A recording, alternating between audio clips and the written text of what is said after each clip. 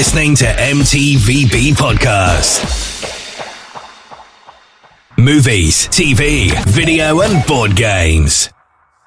This show may contain swearing.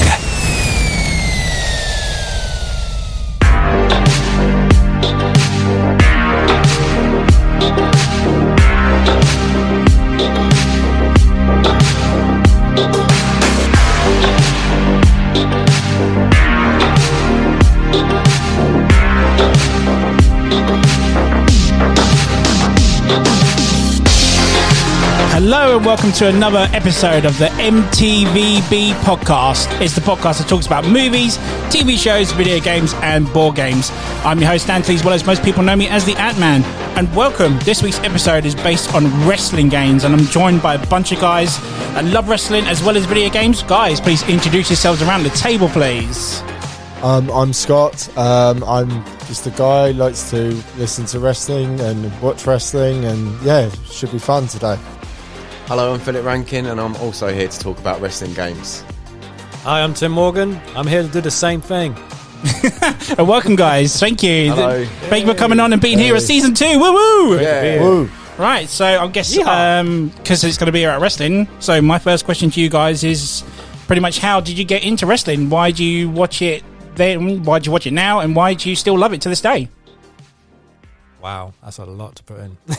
Not bad for the first question, is it? That's a tough one, man. That's a good one. I think it's when we all come into contact with it. Like, I was a WCW kid before I was a WWF kid, and obviously I tape trade with people who had WWF tapes.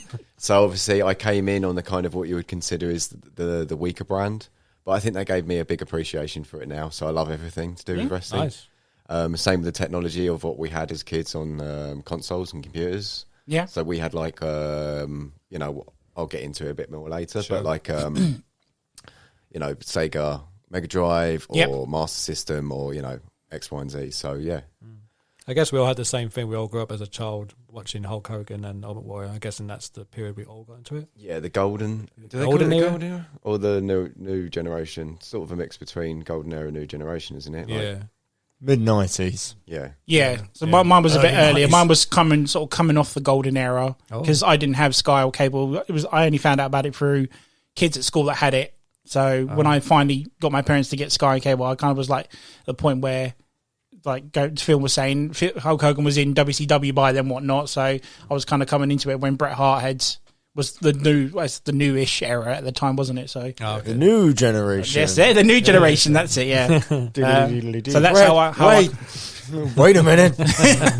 What am I doing? That was unbelievable. Unbelievable. So how about you, Scott? You the same? Yeah, just grew up in the 90s watching wrestling. I was aware of the early 90s and late 80s stars like Macho Man, Ultimate Warrior, Hogan, but I started when we got Sky pretty much, and we started watching Raw. Monday Night Raw every week on a Friday.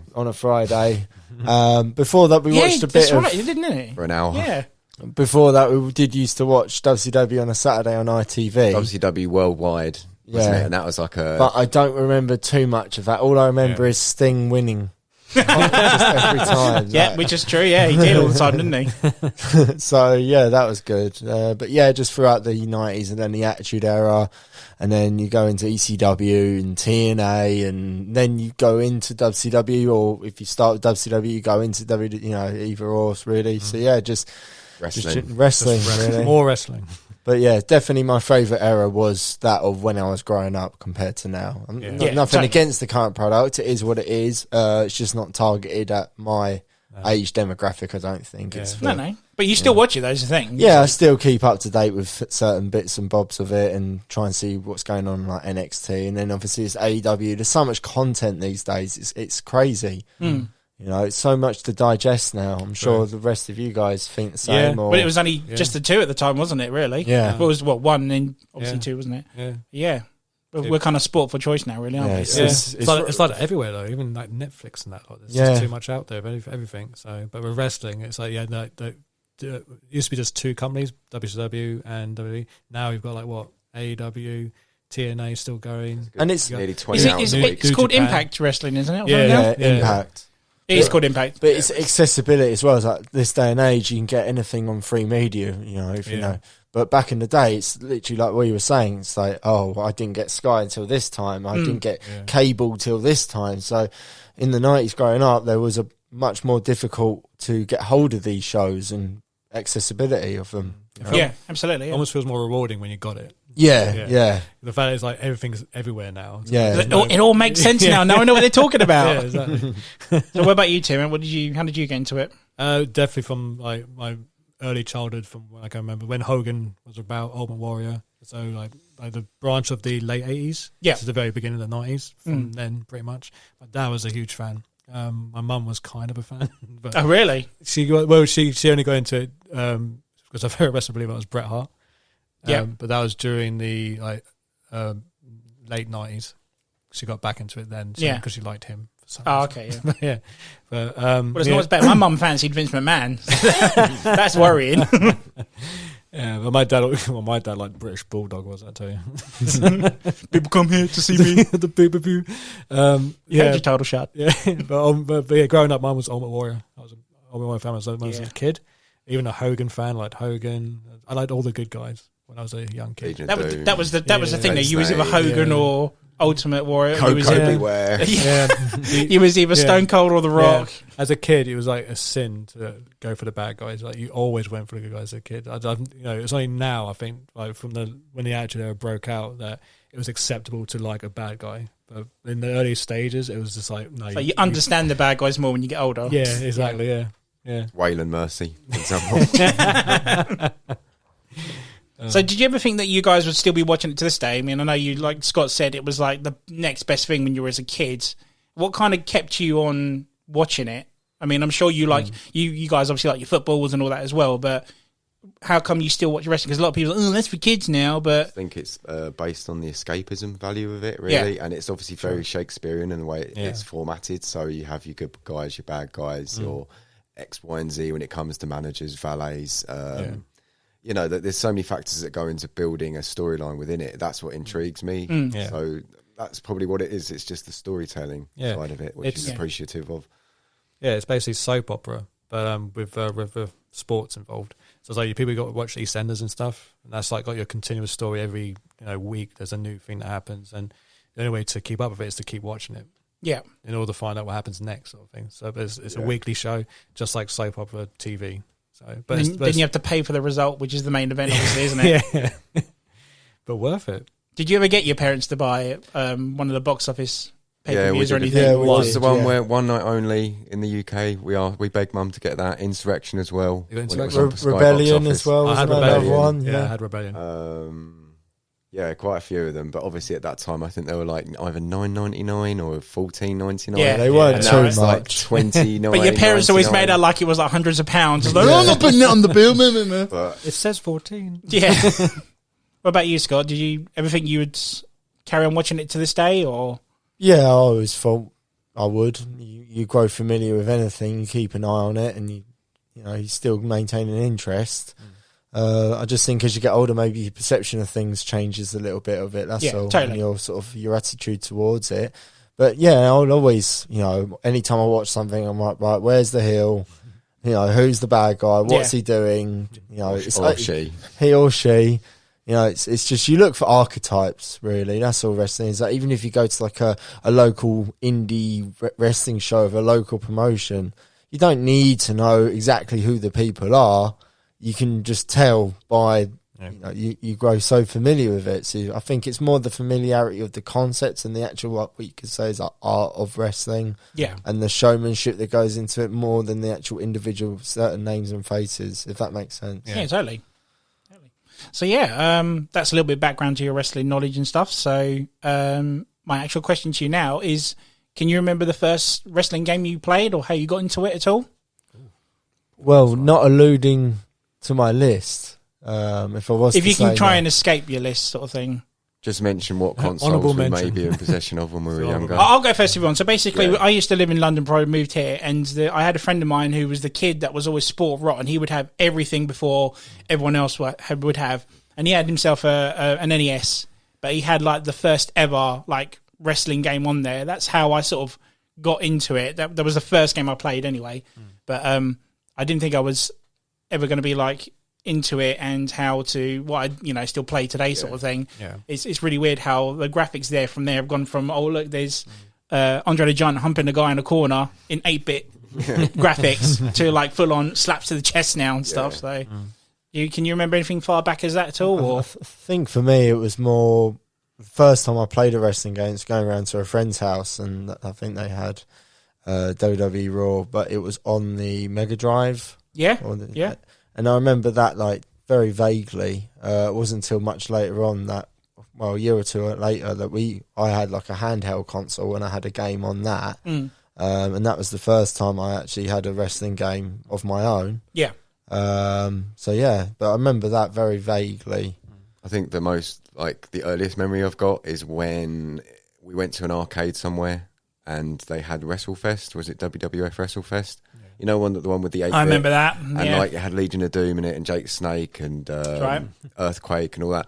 And it was incredibly hard. You would play this game, you'd never like upgrade to the next level because obviously in the arcades they kind of made it impossible to win. Yeah. So you could play a Royal Rumble on it, which was always entertaining, but don't try and don't think you ever got to win it. Master the game in the arcade. So that was my first introduction. And then obviously, same as Anthony, I had friends who had NESs and SNESs and Mega Drives. We were only starting with the Sega Game Gear. Yeah. So we started the wrestling game lineage via that and the PC. So WrestleMania, the arcade game, and WWF In Your House. Yep. So that was our kind of first intro to it.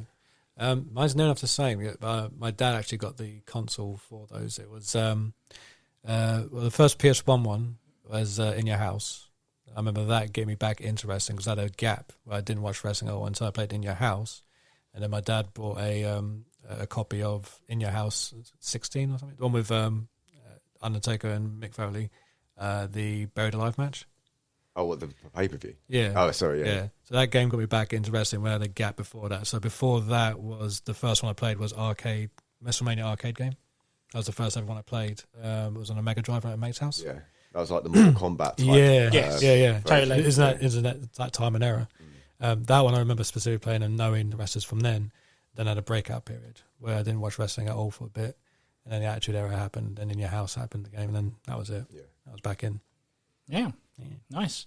So my next question to you guys is, I've always felt that wrestling games came with a bonus, and that was the multiplayer co-op, couch co-op side to it. I mean, I've had lots of memories where I won't go into mine as well as anyone else's top 5 here, but there was a certain generation where I'd gotten into them big time, and I had some really, really great memories with mates playing these games. Have you guys ever had that sort of same thing at all? Well, obviously, Scott being my brother, and us growing up in the same household, we had a friend also called Craig, and we were very familiar with the consoles at the time. He had a PC, which was obviously a bit more, classier than ours.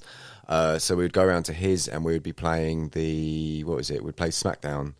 So as soon as SmackDowns all come out, and I'm obviously not alluding to anyone's top 5s or anything here, it's just we played the SmackDowns and we played the current generation games. So we had the N64s and we had PlayStation 1. So we could easily bring across our cartridge or our console, and he would have the PlayStation. So we could all night long just basically play either or. So actually hang out with people when you play it and not do it still the online storylines, still the career modes. Do you know what I mean? So it was highly entertaining because it was so valuable back then, wasn't it? Like when you was it a 64 game was worth about 50 quid. Absolutely, yeah. And the PlayStation game was about 30, I think. If that. Yeah. So it wasn't too which bad. Was like 60 quid back in the day. Yeah, that was a lot of money you had to save up for a very long time. Yeah. But yeah, that's how we kind of started on. So, Tim, did you ever have anything like that at all?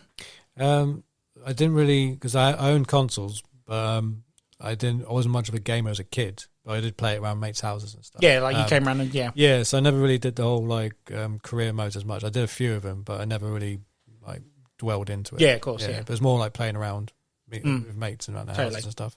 Obviously, the best times was probably with you guys, to be honest. Yeah, absolutely. Yeah, I was going to say, we've had a few. Yeah. Every time a new 2K something came out, we had got together and whatnot, sort of thing. Yeah, those are my favourite times for sure. Yeah, absolutely. So, one of my favourites on wrestling games is particular modes in wrestling games. Obviously, when they started off, it was merely just a tag team match would be the next best thing, and then you would have cage matches and whatnot. My particular favourite in every wrestling game is a ladder match, especially with couch co-op. Is absolute fun. Yeah. Do you guys have a particular favourite mode in any wrestling games at all? I was always partial to. I think if anyone's played this, they would completely agree with me. But it was the Elimination Chamber on. Either be it the Raw versus SmackDown games or the 2K versions. But that just made that game so good for 6 people to play at one time. That's right, yeah. So that was already good. And I think obviously anything with a Hell in a Cell, ladders, tables, TLC. TLC. Yeah, it was just like, or the stipulation matches, like obviously playing with Scott for a lot, we obviously had like the Iron Man matches, but they were strictly based in submission, or do you know what I mean? Or you could only win via knockout.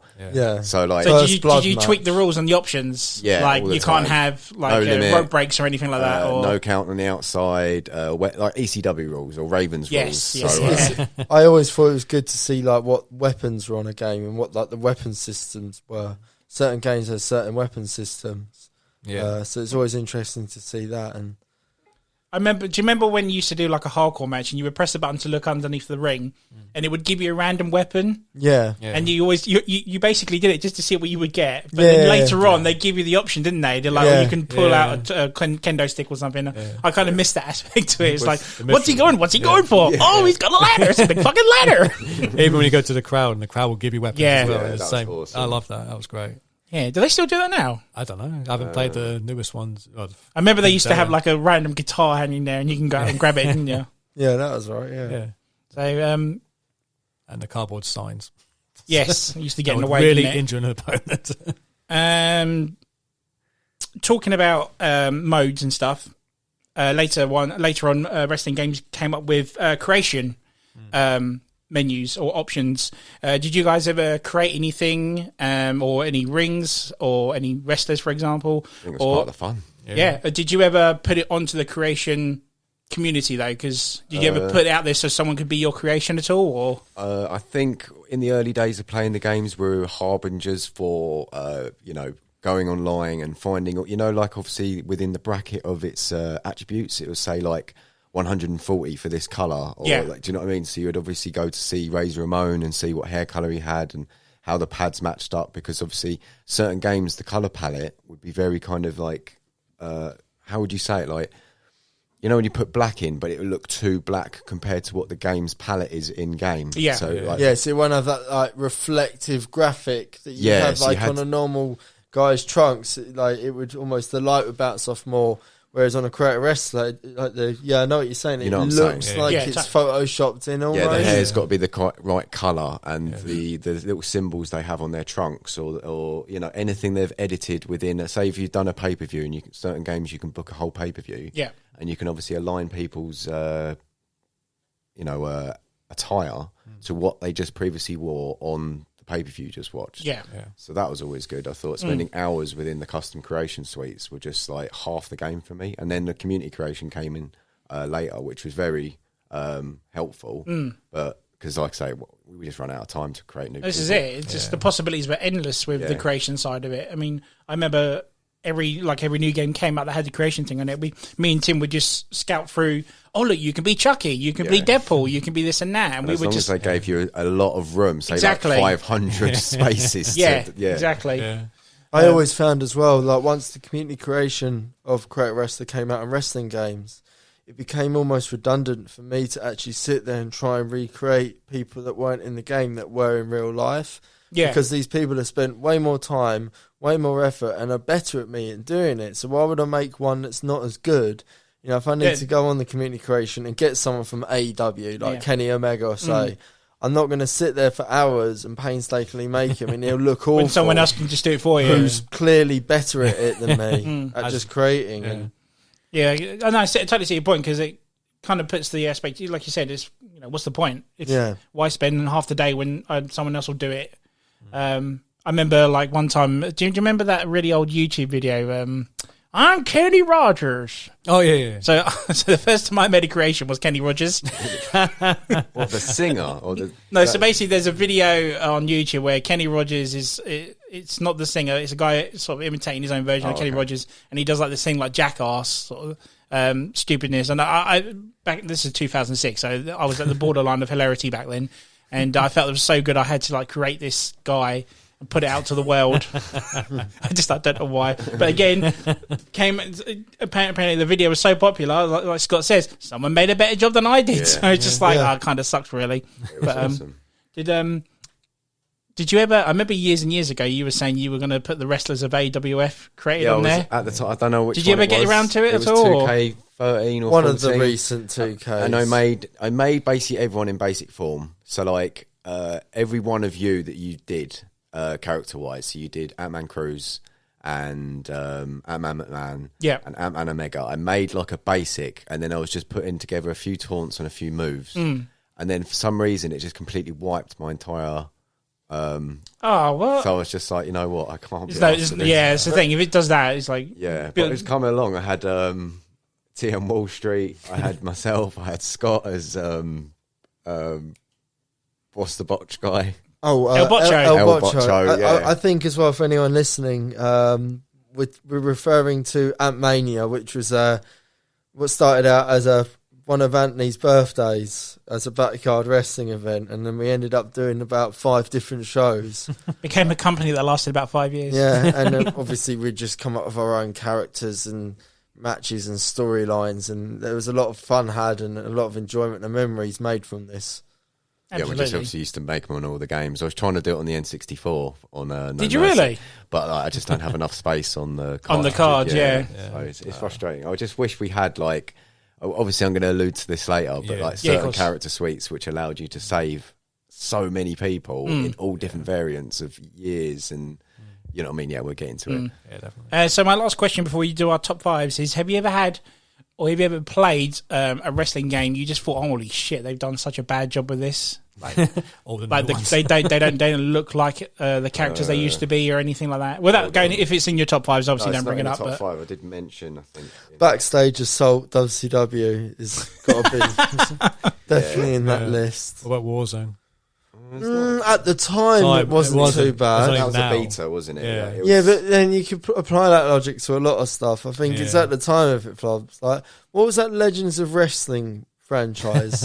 Yeah, that's I never played it. Was that when you could be like John Cena against like Andre the Giant or something? Yeah, I remember that one. And like the actual presentation of it looked good, but the actual gameplay, the idea was good, but it didn't pull off well, did it? It was just the gameplay struggled a bit with that. I remember there was one wrestling game me and Tim were looking forward to, and then when we saw what Booker T looked like, we were like, "Yeah, this is fucking dire." I won't go into it because it might be in someone's top 5, so I'll bring it up again at the end of the show. So I think I know the one you're referencing. Yeah. Just disappointed with so many entries, isn't there? This is it. It's like you wait the whole year for it. They're going to improve it. It's going to be better, and it's like, oh no, it's half a job still. Yeah, it's a shame, really. But if that's not, no one else wants to throw anything in, we'll go straight to the top 5s. Ready? Yeah, sure. Oh. It's time for a top 5. So, who would like to go first then? Top 5 wrestling games of all time. Shall we go clockwise? Yeah, I'll go first then. You want to go first? Yeah, go for it then. We'll do a circle. We'll do honourable mentions afterwards. Sure. And obviously, if anyone shouts out anyone else's entry, we'll just join in all together with it. Okay, yeah? Like we did for the movie. We'll go family style on it. Exactly, yeah. Cool. So, so my first one will be, my fifth one will be the first game I played, which was WrestleMania Arcade. Okay. Only because it's the first one, and bear in mind, I never played wrestling games on my own that much. That's my number 2, so I'm going to join in on this. Oh, is it? Yeah. Okay, wow, 2. Yeah, number 2. Wow. I'll tell you why in a second. Sure. But yeah, it was one of the first ones I played. It was one of the ones that I was never much of a gamer, but I loved gaming. Yeah. On playing with my mates and stuff, especially at a very young, early age. So around that point, that was the first one I remember playing and had so much fun. I remember just even like getting excited just watching. Just getting the menu screens up, just so you can hear the music, the entrance themes. That's right. Like the Shawn Michaels one and the Papa Shango one was my favorite because it just sounded odd and that kind of 8-bit sound and That's stuff. right. So I remember just like watching so Phil's just showing me the arcade game and it's great. Look how old. But this was one like I think Phil mentioned earlier. It was done by the guys who did Mortal Kombat, wasn't it? Yeah. So you mentioned you played it on the Mega Drive. Yes, Mega Drive. Right, so it was out on the Mega Drive and SNES, and I never knew this game was on these consoles. Oh, wow. I didn't play it till the opening weekend PlayStation had come out. Oh, really? So a friend of mine had bought it, and he got that game with Ridge Racer and something else. I can't remember what it was. Yeah. And when he put that on, I was thinking, oh, what, a wrestling game? It's going to be, like the old NES games or not. But when this came on, and they were like, at the time, they looked like they were the real person. They were the real wrestler, but they were doing all these over-the-top moves, like... Yeah. Undertaker's throwing a tombstone on someone, and Yokozuna's throwing someone. Doing the clowns there, doing the handshake thing and the hand buzzer. Yokozuna's throwing slabs of meat on people and stuff. It's like, oh my god, this is insane, but it's brilliant. It was just so good. It's a visual feast for the eyes. Like, absolutely. Every time we watched it, it was just like it's almost like it was just out of this world. It was very just weird and wacky and comic book. It was it was just Acclaim as well, and I think that was one of their first attempts at doing these things. And plus the commentary from McMahon and Jerry Lawler are spot on this. It's like it's good. So good. Yeah. And it's at the right impressionable age when I played it as well. So I think that's what makes it much more what it is. But I never realised, you talk about the Mega Drive again, the PlayStation had 2 extra characters. So there was only 6 characters on the Mega Drive and SNES version, whereas the PlayStation had 8. That's right, I think it was only something stupid like Bam Bam and someone else, I can't remember now. Maybe Brett or something. What that one's got. It's got Luger. Luger, that's it. So Luger and Bam Bam were in that one. The one that we have to hand it was on the PC. I was actually going to ask you guys that. Was it weird trying to play that on a keyboard and mouse and whatnot? Because you'd get a controller, and if you remember back in the day, it would have those turbo buttons on it, which did nothing. And then like half the time the game wouldn't work, or the controller wouldn't work, or the sound wouldn't work, or something was going afoot every time you tried to play one of these PC titles. So you had to use A, S, D, and R, or whatever it is on the keyboard. Plus, obviously, the delete button to... whatever. It was very difficult. Yeah. So if you did, I think on this, if you did the arcade, you would have to face like 3 versions of people. Yes. Right. So you start with one, then it adds to make it harder. You get 2 or 3 of the same. Yeah. Yeah. But yeah. I always like that mode though, because you got to see the alternative costumes of the same wrestler on the game. Yes. So Razor's trunks would be green as the first character, if I recall correctly, but then you get the purple red, one purple. Yeah. So that was kind of cool. Yeah. And you get the even darker Yokozuna. Yeah. But did you say it was a mate of yours? This. Yeah. You went around there and played it. Yeah. Yeah. So many great memories of that, and I think I actually had it on the PS2 still. I got rid of it recently, which is a shame because it's near and dear to my heart. It's got to be number 2 because it was just the one where I absolutely adored it, fell in love with it, got into wrestling a bit more with it, and I love the crowd in this game as well. The crowd is still better than some of the 2K games that come out these days, Yeah. So what's the style where they take almost like a photo screen grab of the Mortal Kombat creators do that. I forgot what they call it. It's like a digital, something like that. They use real actors and they just like take thousands of pictures and they splice it in. That's right, and then just like it's really clever. They do it. It looks good. But it looks like them. It looks better than, like I said, some of the 2K games. Exactly. They just don't look as much like them as they did there. But again, it's real photos. It's almost too realistic. It's realistic, but it has that unrealistic approach with like the special moves you do, like the doink with the handshake, and you get electrocuted. You got Undertaker with the tombstone, and he shoots like ghosts out and stuff like that as well. It's so cool. Could you actually do finishes on that? Yeah, you could still do like pile drivers. But like the Razor's Edge and stuff. Yeah. You could do. I remember Bam Bam's one you could, because if you did it and landed on, they would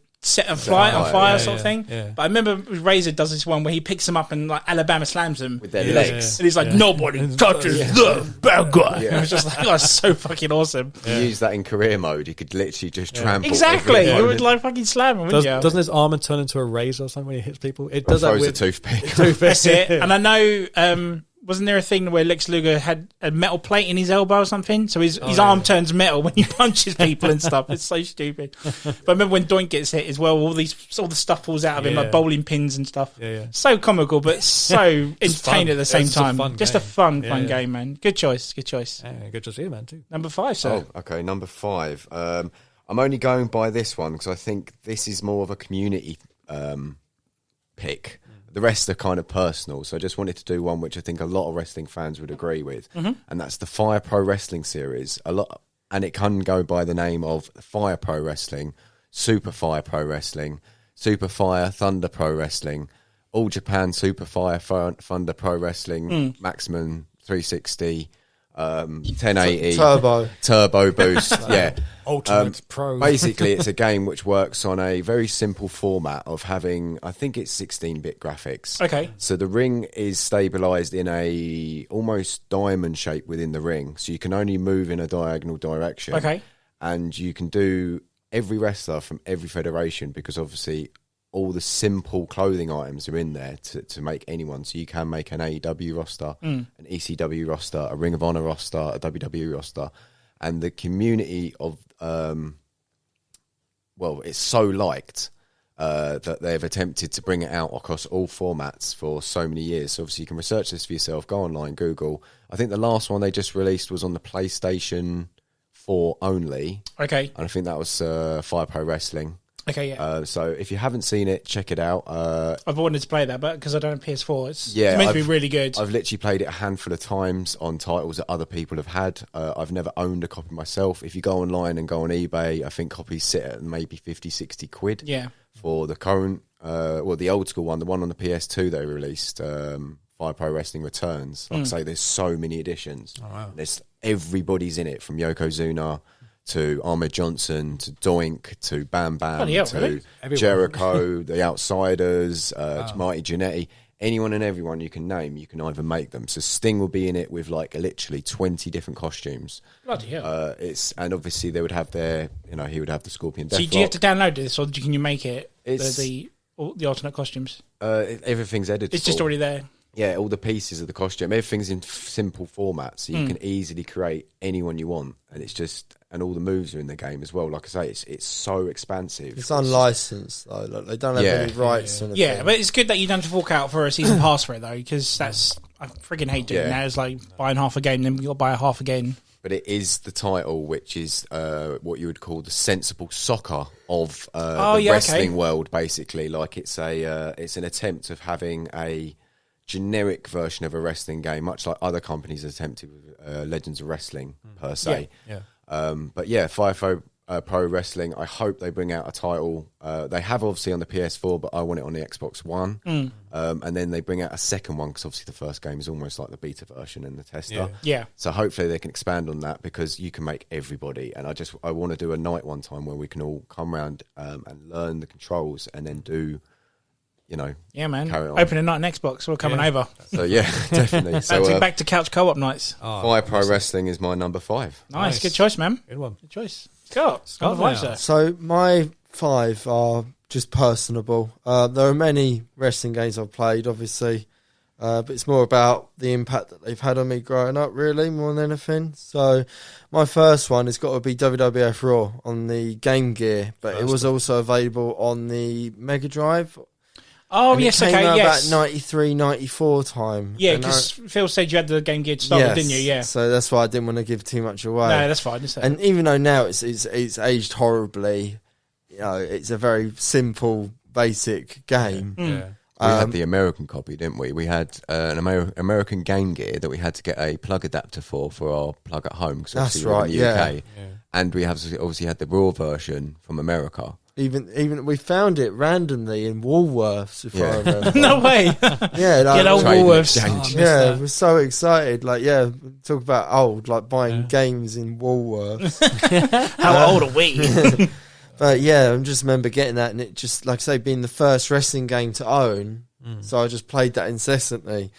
Well, it's like, the power grapple stance. Yeah, you have to tap 1 and 2. Yeah, like if you lock up, and that's the whole game. So either kick and punch, or lock up to do a move. And obviously you would lock up, you would have to learn to power through the power gauge, so you get like a red block on your side of the icon, you know what I'm talking about. Yeah. And then it would do like a suplex or something, and then basically you would build up to be able to do your special. How do you do your special? I think it was 1, 2 and start at the same time. Yeah, but some wrestlers never sell. Okay, so it was literally the 2 buttons, wasn't it? It was start, that's all you had. With the and obviously it was fun because there was a mode on it where you could have single matches, tag matches, but then there was a Survivor Series mode on there. Oh, wow. So out of the 8 characters, you could make up 2 teams of 4, and it was elimination. So you would do, the team I'd always have would be like Razor Ramon, Bret Hart, Diesel and Taker because I wanted to do Quad Diesel. I wanted to do like a jackknife powerbomb or a Razor's Edge or on the outside. Because as a kid, that's like the most devastating thing you can do. Absolutely, man. Yeah, definitely. Absolutely. But, yeah, it was a basic game, but it was one that I still think about to this day. And yeah, it's just the first game I had. Oh yeah, I was gonna say. So technically, it was your first wrestling game. Yeah, nice. The soundtrack, nice. the MIDI soundtrack for it, It was still well plays good. out in my mind. Yeah, like, you'd be in the menu screen and you go through the different characters. You'll have to whip that out later on YouTube or something if you can. We'll show you. Yeah, man. Yeah. Good choice. Good choice. So mine again. I apologise if this is in anyone's top 5. So yeah, it's WrestleMania. So WWE SmackDown. Here Comes the Pain. With the Brock Lesnar cover on it. And it was so weird because that game came out the same day as Vice City, right? Oh. And I was so hyped for Vice City. I was like, yes, I got it in my hands. But I was like, I kind of want to be Brock Lesnar. So I actually put Vice City aside for ages, man, because of Here Comes the Pain. And I just was hooked on it. I know, tell me about it. And I love Vice City. It's still my favourite GTA to this day. But oh my God, it's just, I cannot believe I put it aside for Brock Lesnar, you know? It was like getting used to the controller again. Yes, yeah. When you play it, when you're younger, like you can just thrash anyone on it. I couldn't even taunt. I didn't know how to do that or get in and out of the ring. This is it, like, hook a special up. I was like, what am I doing? Like we had a match, was it Steiner versus Stone Cold? Yeah, that's right. Yeah, and like it went on for about 15 minutes. I remember when Triple H does his intro in that game, and you were like, "Holy crap! It looks just like him back then." And now it's just like it's like the frizzy hair still at the back. But when he does the whole, you know, with the water bottle and whatnot, I was like, holy crap, this is badass. But I remember when you had to do the finisher, they changed, like you said about the button configuration. Like I remember in the olden days, it was like a just to hit the triangle button when it came up to. With this one, you had to hit the triggers or both triggers at the same time or something, to do it. And I was like, kind of threw me off completely doing that. Yeah. But they were teaching you every year it come out a little bit more of an advanced controller setup. So obviously you could reverse finishes now, you could steal finishes, and you could obviously save finishes to do like a mega finisher. Or then there was the dirty and clean things you could build a bar up on and be a heel or be a baby face. So, and the customer character. Yeah. Oh my God, like in Here Comes the Pain, it was so good. Because obviously back then, I think everything was alike, wasn't it? You could still create everything, and you were still influenced by your attitude. Yeah, absolutely. Yeah. Who did you always make when you started a game and they didn't have that person in it? Who did you always make? Did you always make a carbon copy of yourself, or did you say, right, I'm going to make Psycho Sid, or I'm going to make? I remember trying to make Ken Shamrock once. Yeah, it didn't come out very well. But get out of my way. But no, I tried to do him with the ref shirt on, like the proper tight ref shirt he used to have as well in that game as well. I think as well. Oh, WrestleMania 13. Yeah, Rev Shamrock. Because I was like, come on, you need Ken in there somewhere. Nice. But, the best out of the series of the SmackDown stuff. Yeah, just like I can't believe I look back at it now. I was like, I put Vice City aside for this. Yeah. It's just like, but no, it's a cracking game. Oh. Tim, number 4, sir. Oh, so I was torn between two. They're both very similar. It's almost as similar as the 5th one, really. So it was between In Your House or WWE All Stars. But I want to say WWE All Stars because I had more fun playing it. Because like I said, I never played career modes on my own, but I was the WWE All Stars. Can I just? It's my number 1. What? Can I just interject? Yeah, wow. WWE All Stars is my number 4. Okay, so we'll all come in. All in. All come in this, yeah. Bill, did you have it? No, I didn't have All Stars. Didn't have All Stars. Wow. Yeah, All Stars is my number 1. Yeah, wow. I absolutely love this game.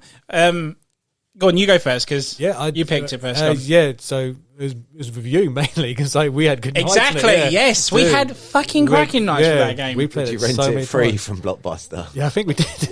Yeah, we did. Yeah, we did. It was that in split I remember second. picking up a lot. I thought you were going to more than I remember picking up a lot, like from Blockbuster. Yeah, absolutely. Well, so no, I think we rented it shitload of times, and then I just think I just bought it in the end. Yeah, but we had the year of 2011. Was like the peak of the Miz and CM Punk and whatnot. That's right. Yeah. And the reason I love this game is that do you remember? Obviously, you will remember the really old toys, WWF toys that came out late 80s, early 90s sort of thing. This game is pretty much what you would have done with your toys. Yeah. In a video game, they do all these jump from high, and they do all this, and it's so over the top. It's so arcade packed, and every week there was a new wrestler. They would add someone to the roster as well. That's what I liked about it. Once you actually gained all the DLC, Yeah. there was actually a really sizable roster. Absolutely. Like, even like Jake the Snake Roberts and other people that were on there. And they were all beefed up like the figures as well, weren't they? They weren't their actual normal size. I just like the playability of it. I just thought like anyone, as soon as you got it, anyone can win. Yeah. And you had such close matches. Yeah. It was just fun. If Tim was Randy Orton any time, if he was Randy Orton any time, it'd be game over. There's no point playing him. he mastered it to a point where if you was out the ring and you try and slide in somehow, that's it. RKO, you're dead. It was like there's no point. But we had some cracking times, and then when Cody Rhodes was literally the last person they added, and because I'm such a big fan of Cody back then, you know, Smoke and Mirrors era, whatnot. It's just, oh my god! I was like, oh, this is amazing, and the crossroads they do it is like flipped in the air. It's so over the top. It's crazy. It's just So that's my number one. It's a good number one. It was just a fun game. Yeah, fast paced. I remember we rented it from Blockbuster. I think a week early. Was it? Because obviously we got them in, we put them on the system, we can rent them before they're officially released to the public. That's right. Yeah. I went up to London one of the days, so obviously I've been playing it all week, and obviously it was being played at the H&V store or Virgin at the time. Yep. So obviously I went in there, this kid was obviously beating everyone, and I went, right. Nice. Yes, son. And he's only been playing it within store for those few half hour or hour he's been there. So I just came in, I think I was Triple H, and I literally just, probably like how you are with Randy Orton, I just absolutely decimated this guy and then just went, But even like the just some of the finishes in that were just, I love the finishes. Even the Skull Crushing finale feels epic. Like the height and the stupid, it's just absolutely crazy. Even like some of the older wrestlers are so like, you know, with it, and a high speed, even though their movements are slow, they're very arcadey, isn't it? But still, when it gets to the end, man, it's just crazy. And also, CM Punk is on it. Yeah, he is. That's true. It's instantly even better. Of course. Yeah, it's definitely my number. I mean, don't get me wrong, I love the whole realism to the games that they get to now.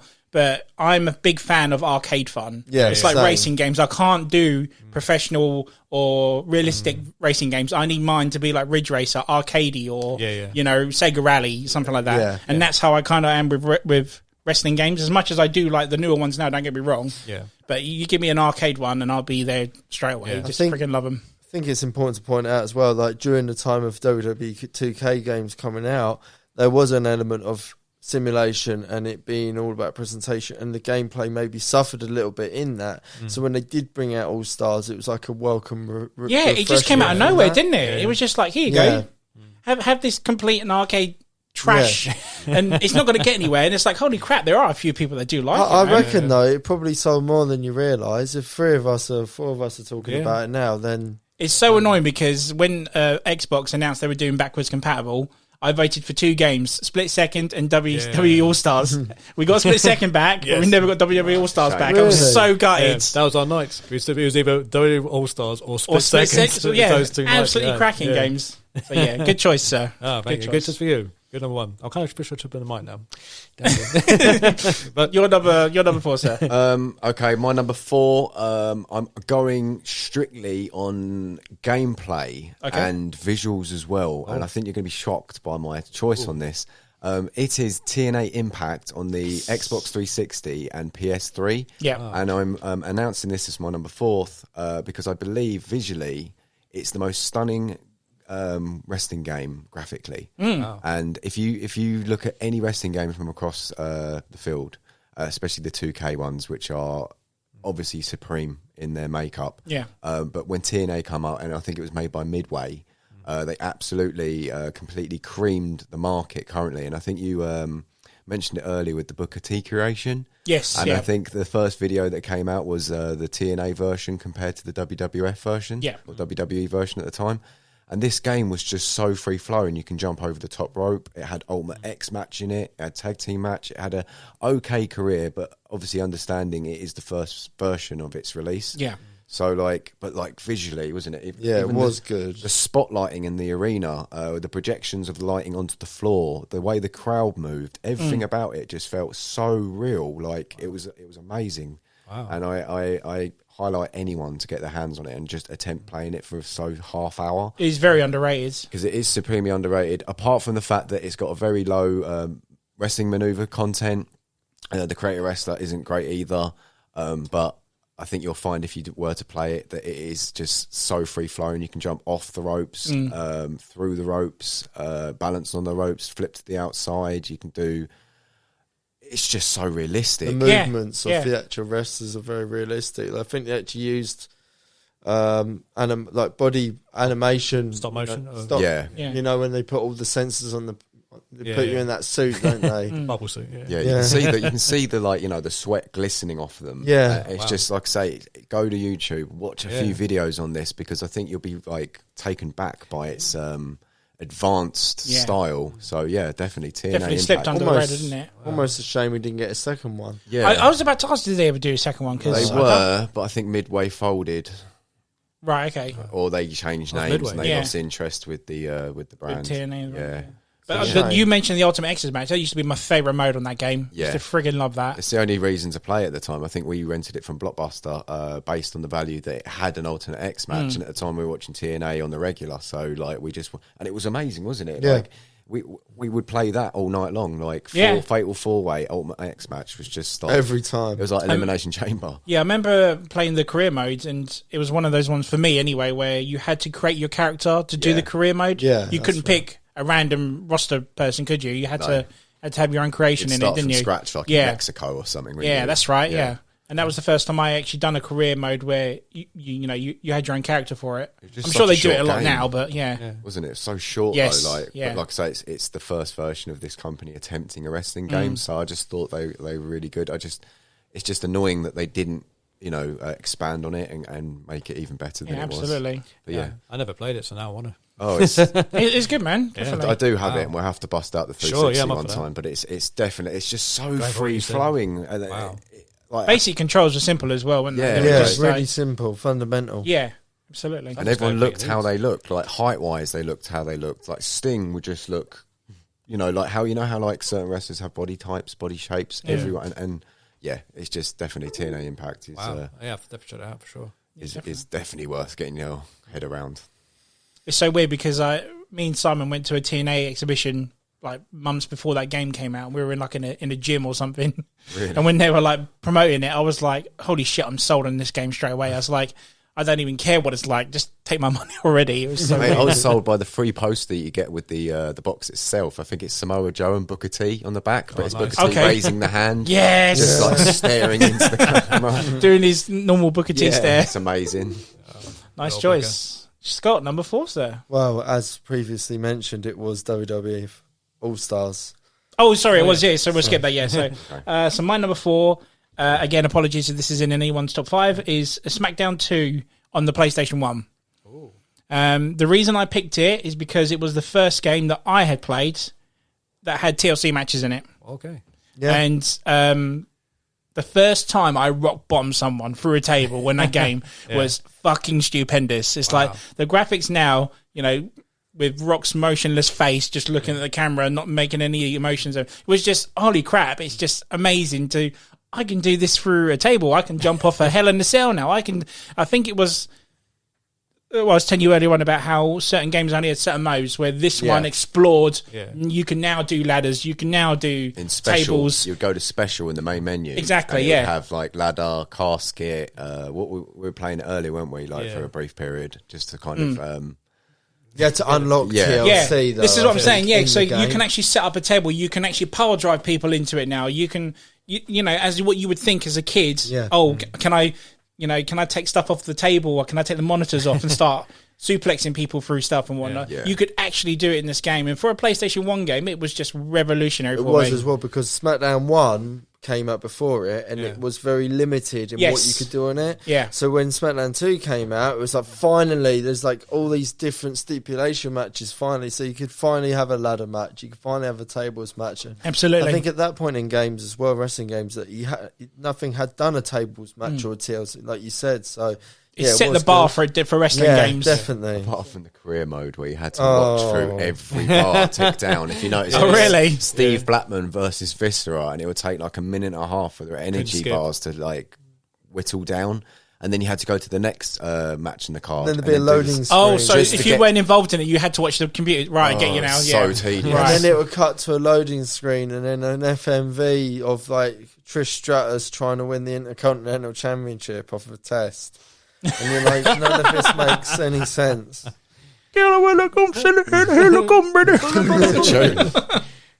Does anyone actually know what he's saying? I was reading a comments thread on YouTube the other day under the test song. Oh, really? And just obviously the most anonymous comments are always, does anybody know what the lyrics are? I did actually cheat and A to Z lyric search the song. Yeah, but I think they use the artificial intelligence to work out what he actually says. Because it makes no logical Send it sense. to the Pentagon. It's something like, here we go. This is a test. I'm sure once the algorithms figure it out, then we hit the singularity and Terminator happens. I think that's definitely... We must never learn what those lyrics are for humanity's sake. The world will implode. Oh, we could all sleep at night. So SmackDown 2, had to be on there. Let's steer this shit back into the main channel. Let's go back to the games. Yeah. So that's my number 4, sir. Yeah, funny enough, mine's SmackDown 1. What was number 3? Only because that was the only one I first attempted the career mode and kind of enjoyed it. So SmackDown 1 is number 3, yeah? So that was the first one I played career mode. I actually attempted to do, because like I said, I usually just play those wrestling games when I go around mates' houses or play with people. I never really played it by myself. I usually played like single games, where you're like one Exhibition. player. Yeah, I mean, I remember playing that one, feeling very restricted. Like I think It was Scott was saying, restricted, it was the one that sort of started, but then they must have taken in people's feedback and then put in that in number 2. Yeah. 2 was obviously way better. Yeah. But 1 was the first one I actually did a career mode in. But with 2, again, it was mainly playing with mates. Yeah, of course. Yeah. It was more arcadey, the feel of it. Like you could tombstone someone and they would get straight back up. So it's like it was hard to master, but like it was fun with friends. And I always felt the anticipation for SmackDown 1 was so huge. Yes. Because obviously, I think they were now. Was it Ukes or what's the company that does SmackDown series? Is it THQ? THQ? It was THQ. No. And Ukes? Yes. Might have been Ukes. But they changed the whole engine, so it was like it was hard to master the first time you played it. And I think SmackDown 2 introduced the backstage areas, was it? Yeah. Or was that in SmackDown 1? I'm very I remember being backstage I think areas. both have them. They both Yeah, have them. like the kitchen area and stuff. Yeah. You You couldn't skip when they were talking. Like, Yeah. There was that. I mean, there was also... It was clearly a loading time, but that's why you couldn't skip it. Clearly. What annoyed me the most about I remember the day I actually got SmackDown 1 on release day, when I went round to my friends, and in the previous wrestling games, you was never able to put someone through a table with a 3D with the Dudley Boys, right? So I'd always wanted to do a 3D in a wrestling game, and I was like, oh, quality, the Dudleys are in SmackDown 1. If you do a tag mode, there's tag team moves in this game. Sweet. Yeah. So me and my mate went straight into it, did all that, went to tag team mode, selected the Dudleys, and then we just figured out that you couldn't do a 3D. And you couldn't do it for a table. I don't even think you could do a 3D on SmackDown 1 either. Yeah. Oh, wow. So Did you do it in 2 though? Yeah, in 2 you could. But after that, I wasn't impressed with the game. I still played it loads because obviously you're a kid and it's a wrestling game. But like, I was very disappointed with that, especially after the games that I've been playing on the Nintendo 64. I felt when SmackDown 1 came out, it kind of went a bit backwards against what I had previously been sort of used to. Yeah. Okay. Yeah, definitely. There was a thing I did on, I swear, I'm not sure if it was SmackDown 1 or SmackDown 2, but you could change the entrances physically of the wrestlers through each character. Like there was Vince McMahon and Shane McMahon as a tag team I did once, but I changed their entrance, how they come out of the entrance. Was you able to do that? I think you can make him come out on motorbikes. I didn't know you could do that. Yeah, so with that one I did the McMahons coming out as ballerinas. I think I remember that, yeah. They'll just come out, spin around and stuff. Do you remember?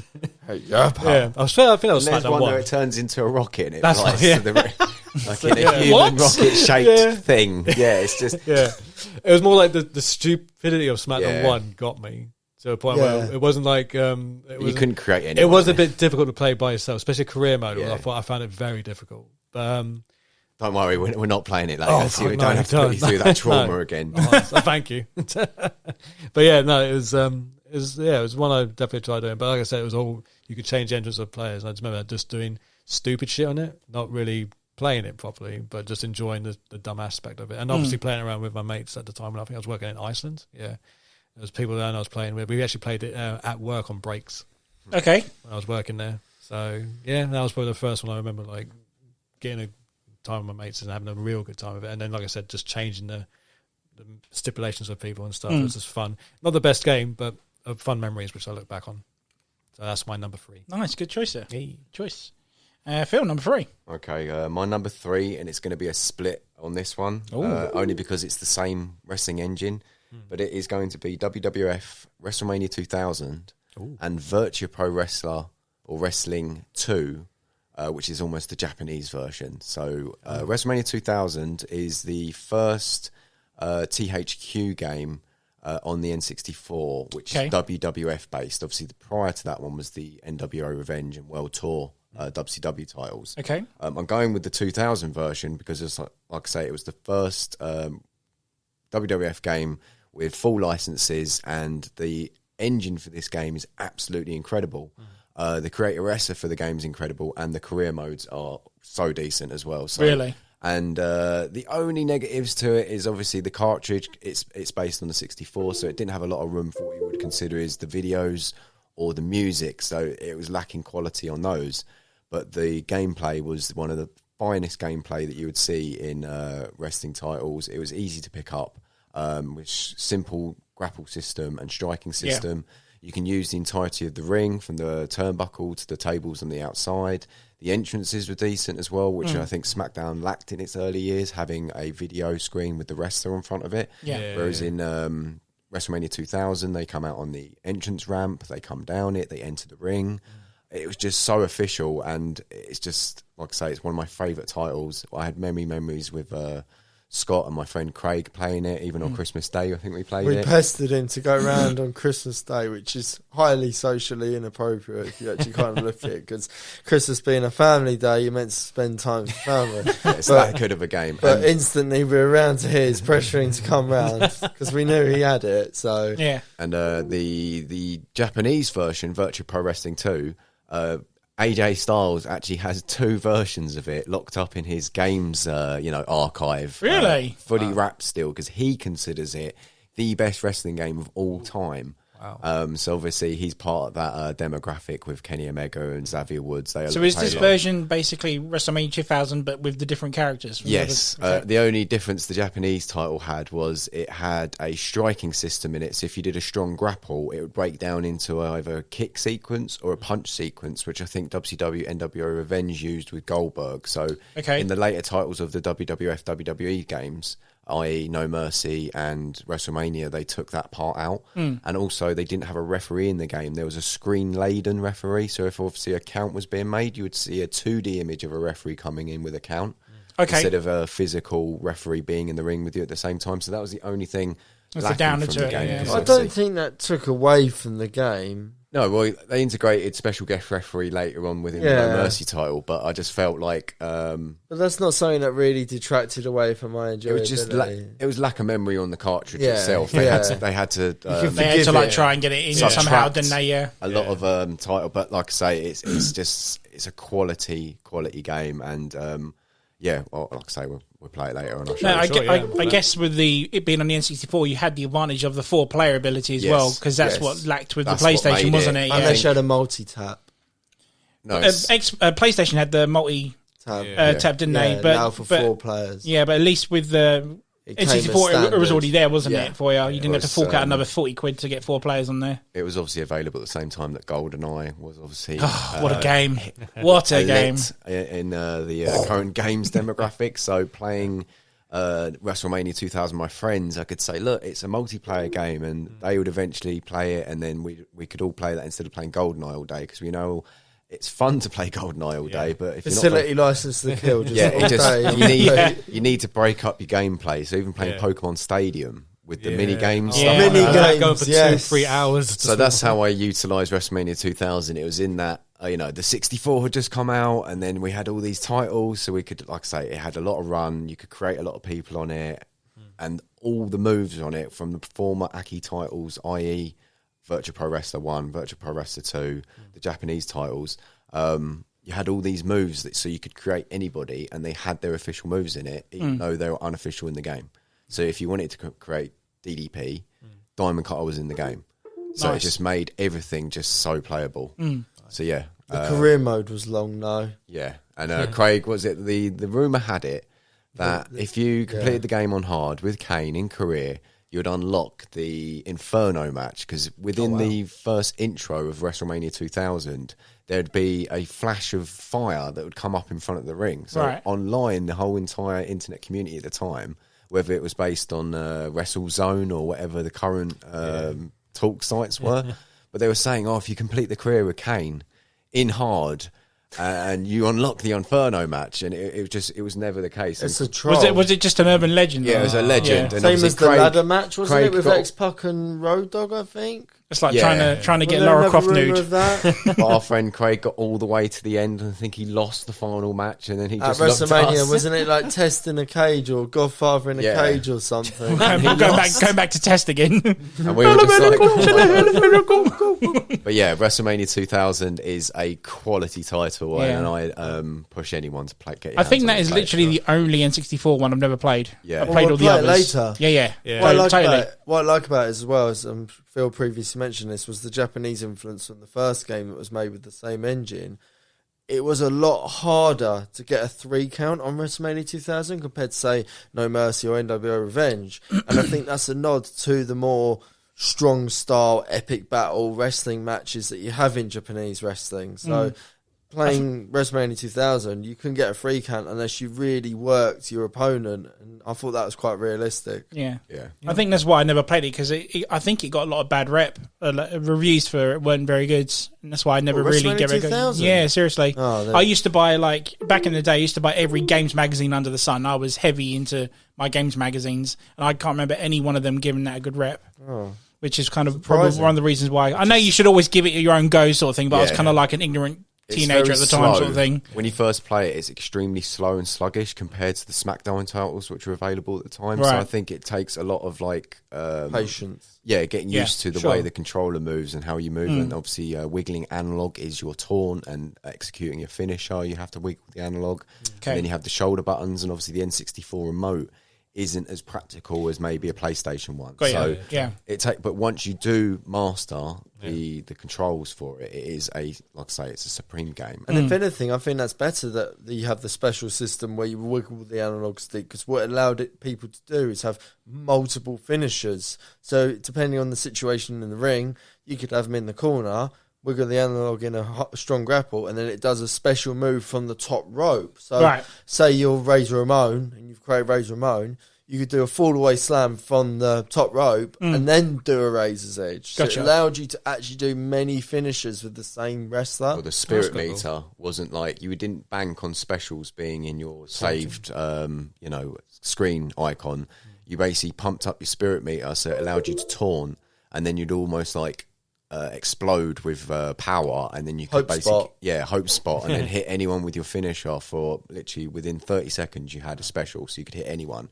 And it was just awesome and obviously, if you were doing badly, your spirit meter would shunt down to blue, and you could almost be in danger of being knocked out or tapping in a submission. So you had to taunt and do moves, and you couldn't do the same move twice, otherwise the crowd would boo and the spirit meter wouldn't go up. So it taught you how to basically relay a match in the way of, headlock, off the ropes, drop down, suplex, off the top rope, you have to to the start outside. Off with weak grapple moves and then work up to strong grapple moves. Yeah. So it was just the learning curve on it is difficult, but the rewards for it is just, like I say, feels earned when you win a match. Then it means a lot when you cool. win. So WrestleMania 2000 is my number 3. Nice, good choice, sir. Scott, number 3, sir. My number 3 is WWF Attitude. That's my number 3! Hey! On the PlayStation and Nintendo 64. Yeah, both. Reasons for it was, again, after playing previous title from Acclaim, WWF Warzone, I was much looking forward to WWF Attitude with an extended roster. I was quite happy at the time with the engine, because it's all only kind of new. So when Attitude came out, there was more game modes, extended career mode, The character unlockables, Yep. I like that challenge where you actually got a lot of unlockables the more you played the game. Mm-hmm. The creative wrestler was decent. The only downfall is the combo system. Okay, yeah. Especially I agree, for doing finishers. You'd constantly be in and out of the menu list all the time through the start menu, looking up moves. And after a while, it did become a bit of an annoyance. But generally, on the whole, you had entrances. And again, just a good game, generally. You could do a lot of different stipulation modes as well. I only had it on the PlayStation. You said you had it for the N64 as well. Was there I had much it of a for difference? The PlayStation as well. Have you got it for the? Did you play it on the N64 at all? No, much later on. I collected it on the N64 because I got it cheap. Okay. We originally played it on the PlayStation. Yeah. Oh, okay, yeah. So I think you could save more on the memory cards. Yeah, of course, yeah. So, yeah. And I'd always used to do, me and my friend, we used to do a hardcore Iron Man match with The Rock versus Triple H. I would always try and go for the people's elbow and then the rock bottom. Yeah. But every time I hit the people's elbow, he would get up straight away and then pedigree me and then get a pinfall. So I really should have just hit him with a rock bottom and then got a pin, but I wanted to do the people's elbow and then the rock bottom. Yeah. And as well, I like the create a pay-per-view, create a arena, create an entrance mode. Absolutely. You could have all the different lighting and different entrances, so that was kind of cool. Yeah, so I never really got to play Warzone. A friend of mine had Warzone, so that's how I played it.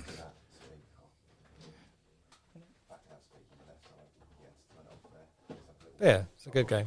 Sorry, yeah. Sorry, technical difficulties, 1 sec.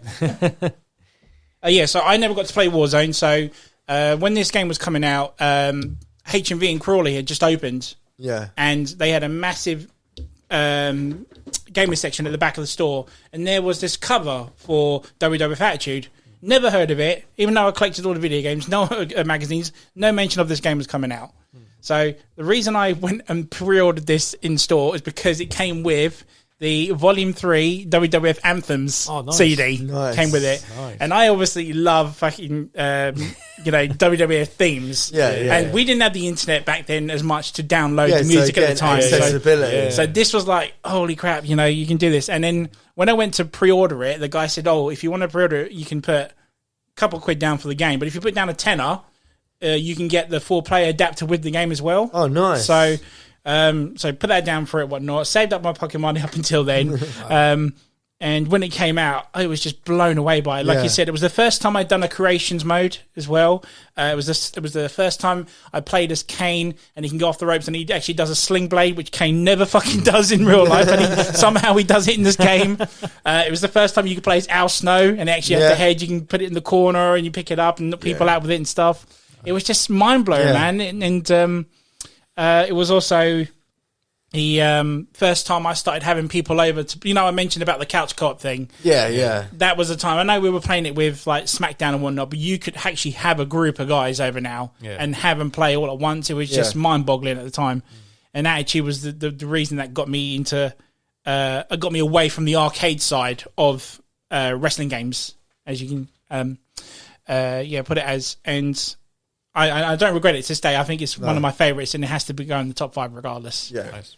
Just for the and I still own that CD, by the way. You could play the music as well. You went into custom character, and obviously everyone's music was listed. So if you were such a mark, you could sit at home and just put that on. That's it, yeah. You'd have 40 wrestlers within the Attitude roster? If that, yeah. It was like the biggest roster at the time to be released. Obviously, when we heard about it, we were like, oh my God, this. I think they put back because it was supposed to come out on November 17th, my birthday, 1998 or 97, wasn't it? And it got postponed, and I was going absolutely nuts because I was like, all we had was Warzone at the time. Yeah, that's right. Yeah, and all the little clippings that you saw in the magazines at the time that obviously displayed screenshots of the game where you could have multiple Steve Austins all wearing with different tires and all that kind of stuff. So it just made it so, and we were just like so looking forward to this game. Yeah, and when it came out, we literally caned it. It's the thing when you mentioned the delay, I just had to keep borrowing my friend's Warzone in the end because it was just something I was just so friggin' eager. I wanted that CD. And funnily enough, in keeping with the theme,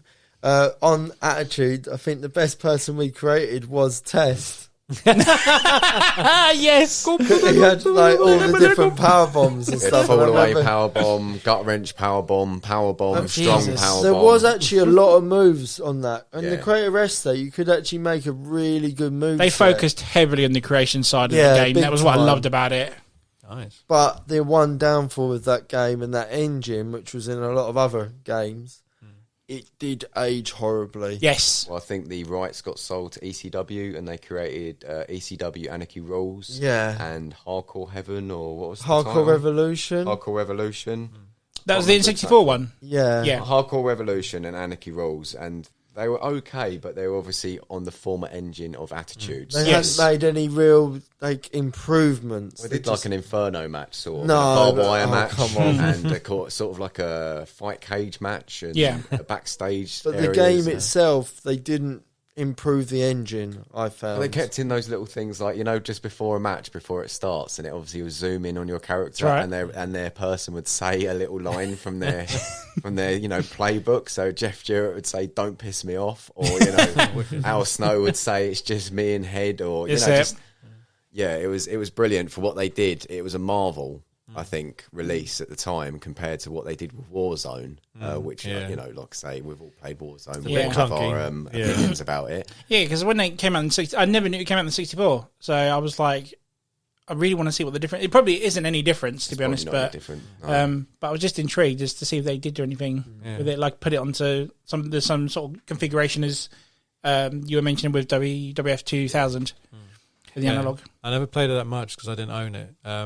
But I did own the Volume 3 CD. Yeah, man, Volume 3 was Yeah. badass. It was one with the Mankind's theme. Yeah. And at the very end, you hear him speak. Oh, what does he say, Gordon? He goes, "Leave the light on. I'm coming home." Nice. So Yeah. that's both our threes. Yeah. And Both Tim, number threes. 2. Number 2 now. I'm out of numbers, so you can't take any more of it. Yeah. I was torn, but I'm still weighing in between first and second. But I'm going to go with WWE 13 as second. Number 2. I was going to put it Nice. one. Why is that? Nice. Because I'm a CM Punk mark. So anyone, no one else has got it in their list now? No. No. Okay. Yeah, basically CM Punk. That is, and plus we did have amazing good times playing that Yeah. game. Yeah, we did. We had a lot of fun with that one, and Didn't yeah, have two versions of Punk on it. there was. I think. They- Yeah, I remember 13 having like a fucking good roster in Yeah, that it game. did. roster was The good. roster in that Yeah. was... and it was 2011. So is that time? It wasn't 2011. 2012. That's when it comes out later, doesn't it? Yeah, it's a year ahead, isn't it? Yeah, Yeah. exactly. Yeah. Um, So they were a year ahead, and 2012 Punk at that time in wrestling was my favorite part of CM Punk. Yeah, So, he was heel. yeah, and it was my favorite run of CM Punk. And then when a new game was coming out with CM Punk on it, I was like, and being who he is, I was like, yeah, this is the one I've got to play, and I'm dying. And it was good. It was a lot of fun. We obviously all played it, and that time and era was one of my favorite times playing it. So, not number one, I'll tell you why, but that's my number two. And that's But no, it's good because the roster was good. It brought the Attitude Era wrestlers back into it as well with the mixture of nowadays at the time sort of thing. I remember the configuration for the buttons were a lot simpler as they are to now. Like the reversals were a lot easier. yeah, Pin getting outs were quite easier as well, whatnot. yeah. It's a good pick. I really do. I mean, I was going to put it in mine, but it was going to be an honourable mention because a couple of the others were a lot more personal to me, obviously. It's nothing to do with the game itself. It's more like the time playing it I had, which I enjoyed the most. Yeah, it was It's the basically on era my- Punk, wasn't it? So Yeah, it's basically that's what I'm going basis on the times I've had playing it rather than the actual engines of the stuff. I mean, most of them like SmackDown 1, clunky as shit, you know. Yeah, But I of had course. fun playing that sort of stuff. But yeah, so I'm going from that demographic of it. But yeah, W13 I had a lot of fun memories of. And Was that the standee you took? Yes, I've still got it. It was you who got it. I still remember in my- someone mentioning it in the Blockbuster episode. Someone took it. Yeah, I've got it. It's still in my bedroom. Nice. It's actually behind the TV. Is it really? So it's behind the TV. Got CM You Punk got watching. Punk looking at you all the time. Yeah. Good choice, sir. Good choice. Thank you. Yes. Phil, number now. two, sir. Right, number 2 is WCW NWO Revenge on the N64. Nice. It's I think the best WCW title ever to come out. That is also my second pick. Okay. Right, so you two join in on that one. Cool. I do remember when this game came out, it was obviously paired with, was Attitude at the same time as this Yeah, roughly. So sort of we came out didn't just have a 64. We at that only time. had a PS1. Well, we had a 64 to begin with. We then traded that for a PlayStation. Yeah. Then got Attitude. Yeah. And then you bought a 64 anyway. And then so I bought a 64, and there used to be a shop on the edge of town near the railway called Gamesville. Oh, I remember that place. That was so good. Yeah, It was awesome. This Gamesville. place, basically, you could trade and exchange any game from any console, even the console itself. So going in there was a jackpot if you were trying to find rare titles. Yeah, releases, absolutely. especially if they were Love that old. I picked up a copy of WCW NW Revenge solely based on the fact that I was renting it from Blockbuster at the time, and I wanted to just continue my career. And I was sick and tired of people stealing my game data and changing it every time I rented the cartridge of course, back. yeah. It would be someone else's lineage on the career. So we finally bought it at Gamesville. We played. Caved. Yeah, we caved. I think we bought it for like, I don't know if it was. I think it was only like $12.50. I Yeah. think I still remember. It wasn't a lot. But this game, apart from it not having official entrance music, and the MIDI music within the game is quite low quality again because Yeah. it's a cartridge. That's charming. The gameplay is just amazing. It's harder to score a pinfall as well. Again, you have to work your way through the match with the spirit meter. It had interferences. It had 2-player mode. You could pick up a weapon, but once drop it would just literally kind of like fall through the mat. So there wasn't official weapons in the game. Okay. I think it was the first title to have valets with it. So you could That's have right, yeah. Miss Elizabeth with Randy Savage or Eric Bischoff with Hulk Hogan in the same entrance, which was never done before. I think SmackDown once did it again with manager mode. But yeah, this title is so colourful as well, and the things you could do within the ring, i.e. jump off ropes, and you could just integrate every part of the arena. I really like the arenas Aesthetics as well, like they did all the pay-per-views. Super Brawl entrance. Bash at the Beach and Nitro. And Is there Halloween Havoc in that? Yeah. Yeah, so the Nice. roster was built. The entrances were huge. They had like a slight foreign... They had some like Japanese wrestlers in the game because obviously it's come from the Aki previous titles. It had people like William Regal, Chris Benoit, Chris Jericho, Hollywood Hogan, Kevin Good Nash, roster. Scott Hall, British Raven. Bulldog. Yeah, everybody was in it. It was just, again, it's within that WrestleMania 2000 virtual pro wrestling field. It's such a decent engine. And like I say, I think it's at the time, it was like the Black Horse. Yeah. Well, the thing for me with Attitude, with NWO Revenge was I wasn't really watching WCW at the time, so I was very pro WWF, and especially with their games, I was very pro WWF. That's why I was big into Attitude. But the thing is, consistently, I was always fighting this like opinion battle of like, but Revenge is actually a really good game, even though it's WCW, and I sort of saw it's like the other company. I kept finding myself renting it all the time because it was a good game. And it's got the best beginning sequence of Yeah. any wrestling game ever made. Like there's this thing where Sting's standing in the road and it's like a cold, like raining night, and there's a big truck coming on the motorway, and then like you just have to see the beginning sequence to see how like it's setting you up to just take on board how much information you're going to be receiving. Yeah. Okay. I didn't want to accept how much I actually liked that game. Yeah. Because at first the system and the engine was a bit weird and unfamiliar to me, but like we were saying before WrestleMania 2000, once you got to grips with it, it was actually better and more playable than, say, its counterpart Attitude with a clunky combo system. And Yeah, it was just such high value. If you could get Yeah. so much time out of it, the career modes are well built, so you could do tag team, cruiserweight, TV title. Did you do other modes in it at all? it was only really like the championship mode, which was just like a series of matches. Yeah, and you then, couldn't do, like, you could do a tag exhibition. team, but you couldn't do a fatal 4-way. No, Or Okay, yeah. It was very simple. or a 3-way, or triple threat, or there was no ladder matches, there was no table matches. It was literally just a very straight format. So it's pretty good how a game's done that. It's not giving you much of the options, but you've felt some sort of connection to it. Like did you buy that in 64 just for that game at the time? Pretty much after a while, we pretty much picked up all of the Aki titles. Okay. So anything made by Aki and THQ, and I'll show you later for what I've got. We tried to go to Gamesville or any place that did trade and exchange, basically, to get our hands on. Yeah. So I've got WCW World Tour, Okay. which is the precursor to the WCW NWO Revenge engine. It's okay, but Revenge is obviously an advanced game. So is that number 2? Number 2, yeah. Number 2 is WCW NWO Revenge. Nice. And number 2 is WCW NWO Revenge for me as well. Nice. Oh. My number 2? Tim, your number 1, sir. So probably a very divide on this one. It's probably the last and only good 2K game, but WWE 2K14. Don't say 12. No, 14. 14, wow. Is that the one with Daniel Bryan on the front? Yeah. Yeah. That's shocking, man. I would have thought you would have flipped that completely. No, because there was that was the Elimination Chamber match. In fact, it was the last ones that the last 2K series of the game that we played that we enjoyed. But I enjoyed doing Elimination Chamber matches in those. Yeah, we never went back to it after that, really. No, did we? because that was the last one we played. But that was the best time I had playing wrestling games. Mm. Was on 2K14. Was with you guys. Like I said, Elimination Chamber matches were my favourite times. Yeah. Absolutely, yeah. So, and obviously CM Punk in that one. I think it's So, yeah. But that was the peak of Yes or Mania, wasn't it, at the time? Is that 2K14? Wasn't that the peak of Daniel Bryan's Yes or Mania career sort of thing when they were trying to boost him? Yeah, and 2012 Punk was on that one. It was? A huge roster, wasn't it? You could get all the DLCs, and it was like, I don't know, up to, I'm not going to say 100 because that's a guess. There's a lot, but there was a lot you could do, and there's like 3 versions of wrestlers you can play, like different attires, different eras of them as well, which I like. Like there was a 2012 Punk, there was like 2008 Punk.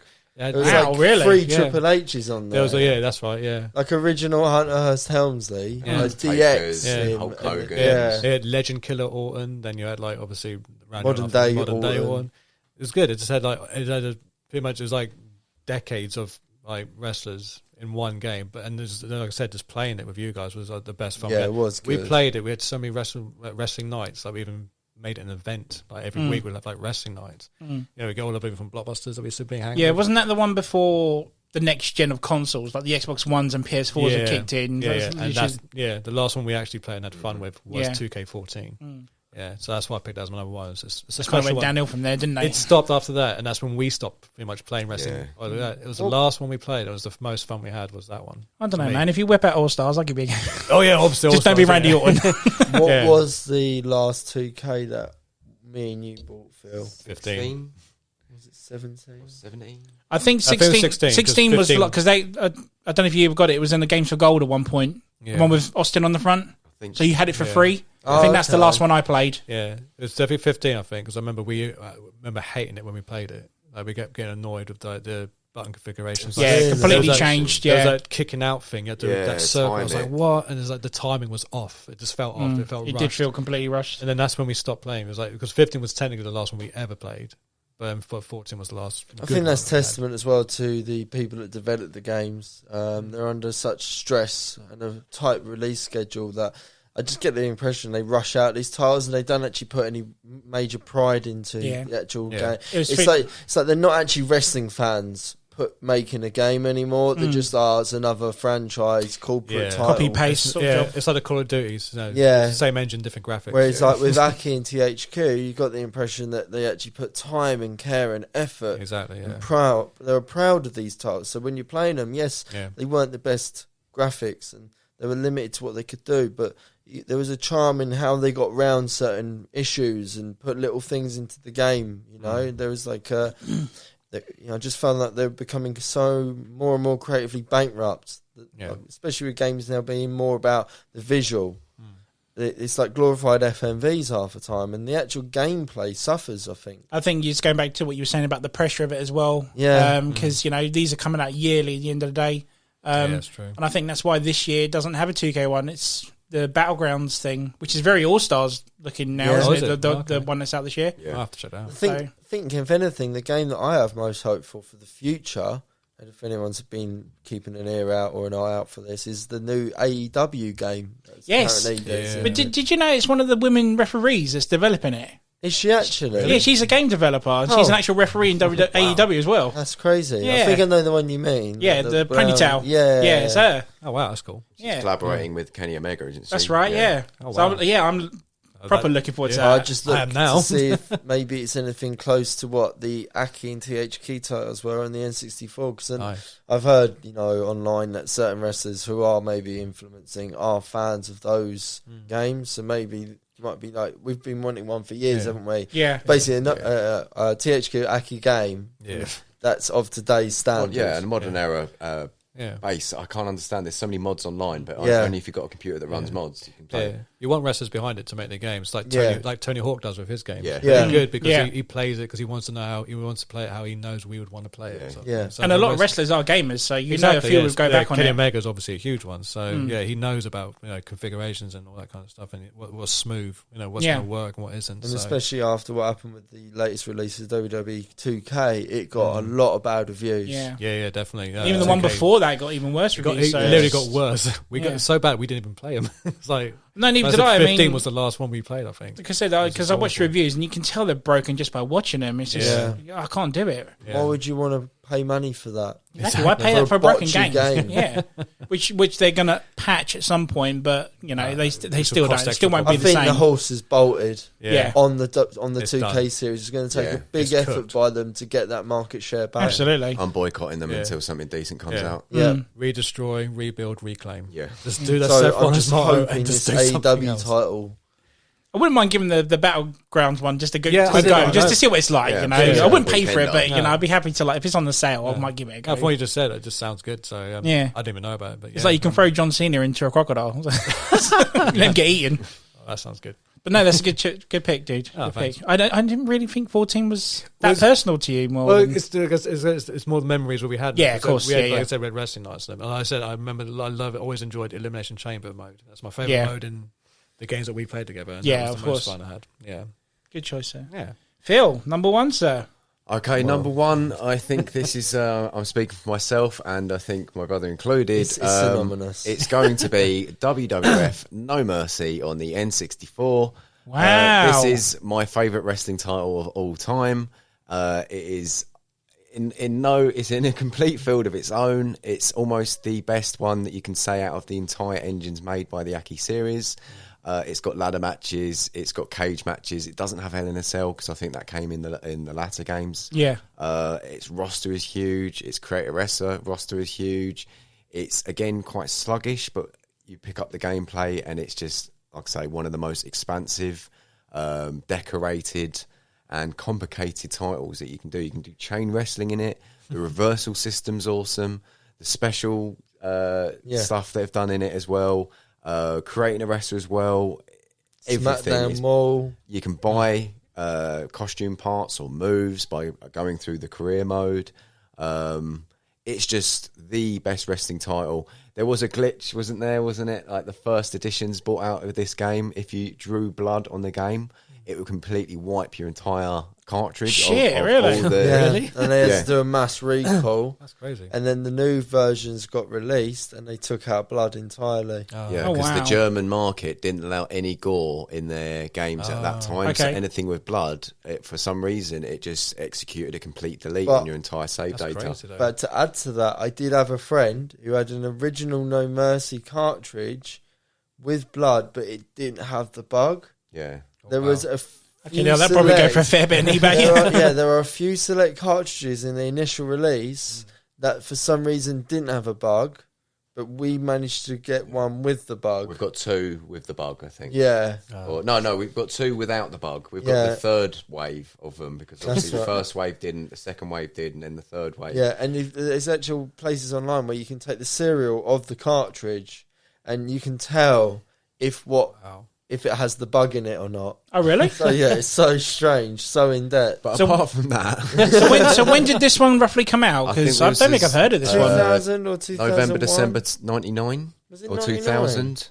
Or 2001? I thought WrestleMania came out in 99. And oh, yeah, no, you're right. So it was still within the peak of the N64. Well, I remember the screenshots in the magazine included Taz and Kurt Angle at the time, which were recent additions to the actual WWF roster. Right. So seeing them and the SmackDown arena as well. Yeah, that was new at the time. Yeah, so seeing all the FMVs and all the faces on the characters, and obviously they're chunked up and blocky. But then you can obviously have like multiple costumes for each individual. I think you can have up to 4. The finishes, you could rob someone's finisher by both clicking A and B at the same time. So there's a lot of new additions to it that just made the game super playable. I remember battles with my mate Richard, where it'd always be Chris Benoit versus Chris Jericho. Nice. And we would have like, submission Ironmans to prove who was the best wrestler at No Mercy, because it's such an elitist game that it's hard to kind of pick up and play, but it's awesome to master. So No Mercy on the N64 is the best wrestling game of all time, in my opinion. Yeah, good choice, man. Yeah. So yeah, it sounds pretty good. I mean, I probably will know if I look at the cartridge and see the picture, but I can't recall this game at all, to be honest. I don't know why. It's like I say, it's whether you're a Nintendo boy or a Sega boy. Yeah. So some households were available. SmackDown and some were. Yeah, you either had the PlayStation. That's why we swapped up our PlayStation 1 for a 64 and vice versa, because we wanted, obviously, the new wrestling titles to play. So when Attitude come out, and we wanted WrestleMania and No Mercy as well. So building on that, there was going to be Backlash that they were going to do on the N64. Right. But I think they decommissioned the N64 and they were veering towards the GameCube. Okay, yeah, makes sense, yeah. So I think the GameCube got Royal Rumble, was it? Yeah, and the Dreamcast as well, yeah. Yeah, so that's where they ended the Aki series, and there's never been one since then. The last one. There was a foundation built with the Backlash engine, and I think they were using Triple H as the graphic for its picture. Okay. But that was all that was made about it. I think the engine was then sold on to the Def Jam series, where they did... Fight for New York and Vendetta. And many others, yeah. So that was a good game. It was a good game. Because it was basically No Mercy, but on a more up-to-date port. Yeah. So the movement's more fluid, but it was easy to play and still fun to play, because you knew the gameplay from what you previously played with that series. Yeah. Never played them. Fight for New York and Takeover. And basically you had the No Mercy engine of strong grapples and weak grapples and strong punches. And as well, they did like almost like all-star finishes. Okay. So like, you'd be able to flip someone up in the air and then land them on their head. Very over-the-top stuff. Yeah, so I think they lost the rights, and then obviously the engine got sold to the Def Jam series, which, in my opinion, aren't bad games, but we were all expecting a new WWF title to be released. Yeah. It never come. So we still play No Mercy now, and we'll probably play it later. So, nice. So No Mercy being my number one. But it's good. It's good that you still have them to this day, and still play them. It's still play them, because we were saying, apart if you've got a massive computer PC, you can get the mods, which they've done every federation since then to now. So you can play Ring of Honor or an updated roster of WWE. Wow. And you can do WWE Legends as well. So you can almost do like an 80s series, a 90s series. It's just, like I say, we don't have the computer to do it, so we've obviously got the original copy. Yeah, of course. But yeah, No Mercy is just the most standalone, credible wrestling title of all time, in my opinion. And that's what we were saying before. It's just annoying. Like, you're just waiting for someone to pick up the series again, almost with the same engine, the same gameplay. There is a massive fanboy fan base out there, much like us, who are still wanting this game.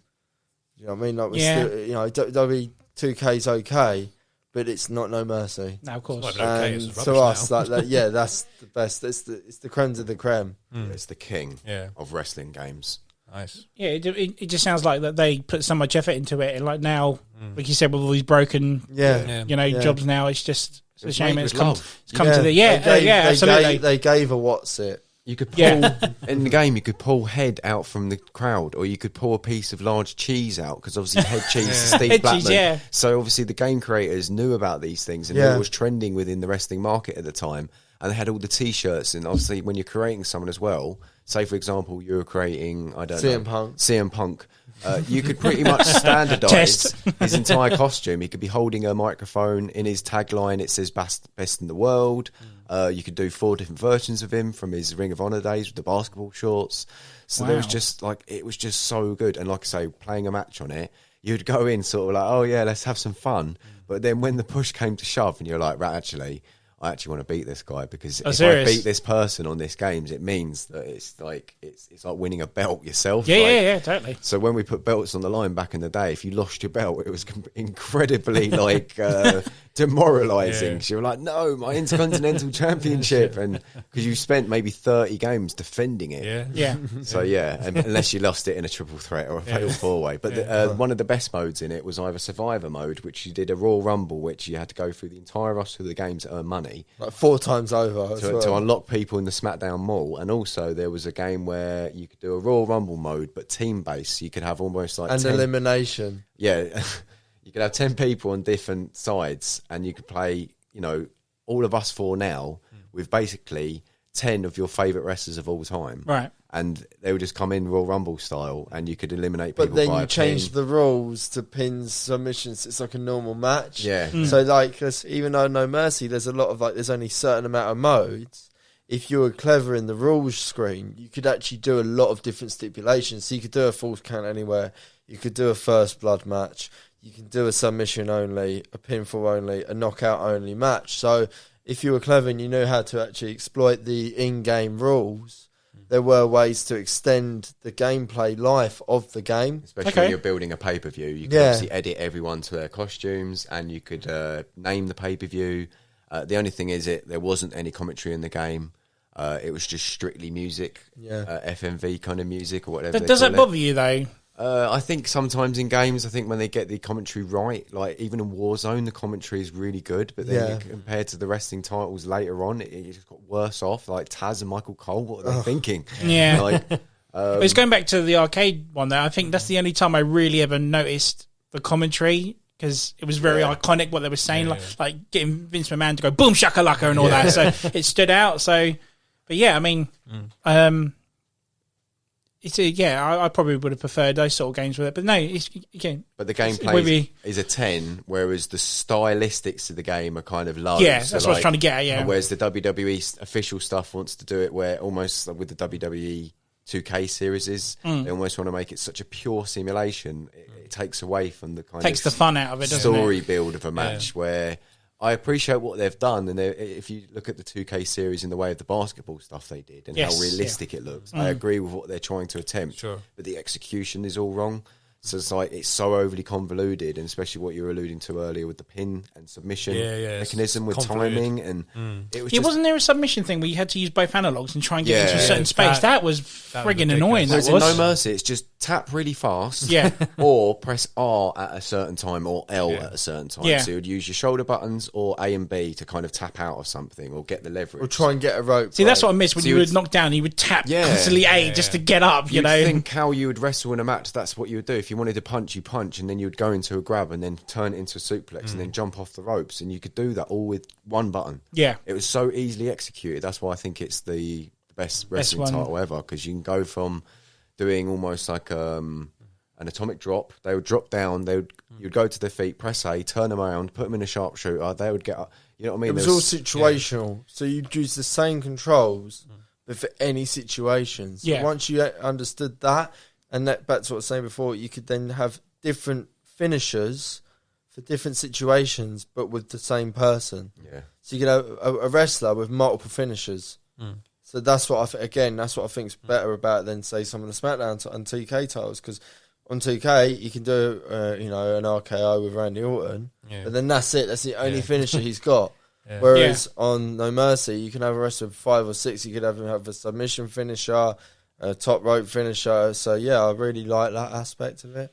Yeah, so, nice. So it's the best game engine, the wrestling game engine, and the technicians of it is like the best one out of all of them. I think it's highly, sought after the wrestling community, whether you're a fan of wrestling games or you're a wrestler yourself. A lot of them sort of side with that. Obviously, them being our age as well. So I think it's a battle between the SmackDown series / WWE 2K and the No Mercy engine, basically. I think there's always going to be two camps. Yeah, it's like style of a substance thing. Would you prefer? Yeah, one's gameplay and one is strictly graphics and visuals. So, I appreciate both, and I will play both sides, but I will always sort of... But deep down, you'll always have that No Mercy aspect to it. The purist in me appreciates the No Mercy style. Nice, okay. Whereas the arcade fun side would probably play the 2K series. Yeah. If you know what I mean. That makes sense, yeah. Totally. Yeah, cool.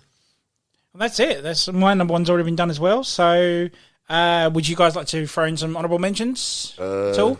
Yeah, I think, like I say, there's quite a few that I've played in my time that I just want to allude to. Obviously, I've talked about Def Jam as well. There's all the titles that came out which aren't necessarily like wrestling driven. Okay. They've got the people in it. So obviously WWF did a version of Crush Hour, which is a demolition derby type game. Really? Yeah, kind of it's basically you have each individual car is set to the theme of the wrestler. So Kane's got one, Jeff Hardy's got one, Triple H has got one. There's all kind of different arenas to drive around. It's kind of demolition derby with weapons and damage to be caused. I never knew that. There's also the New Japan wrestling games as well. Yep. which I'm not going to go into so deeply now, but there's All Japan, New Japan. There's the 500 Pro Series, which is probably bigger in Japan than it is here. Then there's all the titles that came out for the Game Boys, like you've got Betrayal, you've got also Ultimate Muscle Game. Remember the cartoon? Yes, there used to be toys as well, didn't they? Yes, toy versions of that as well. The Simpsons wrestling title, which was notoriety bad. Yeah. It wasn't too bad for its time, but yeah, it is dog shit now. And then there's all the lineage of stuff that came out in the early console systems. So obviously the Amigas, the Spectrums, the NESes. Oh, Master System as well. You had what they're talking about now is there's a game called Retromania that came out I think 2 years ago. Yeah, and it had a lot of indie people on it, from like Joey Ryan to Legion of Doom. Oh, really? And Colt Cabana. Yeah, and it's basically set as the same graphics as WrestleFest or WrestleMania. Yeah, WrestleFest. Yeah. So there's all these little companies like Arcade Wrestling, Map Mania, and Total Extreme Wrestling, which is almost beta versions people have made online of just wrestling titles. One being famous is 5-Star Wrestling, where individual names in the series are obviously very... I've heard of this. They're changed, so I think Kurt Angle is Kirk Angel, and vice versa. There's the Showdown Wrestling title, which I think came from what we were talking about earlier with Legends of Wrestling title. I think Showdown was the final one they did. Oh, okay. And was the most decent because it had a massive roster and gameplay. And then, like I say, everything else is all those old school titles, so like WCW... Super Brawl, and as well there's Rumble Roses, if you remember that, which is all it sounds familiar. Based. If I see it, I'll probably recognise it. Looks like Dead or Alive, but it was sort of set in a massive like lit electronic arena. Yeah, Rumble Roses. Check it out. It's like a massive. There's a really old Capcom arcade game which is very much like Street Fighter, but it's with wrestlers, and half of them look like Rey Mysterio. It's not a bad game though, but.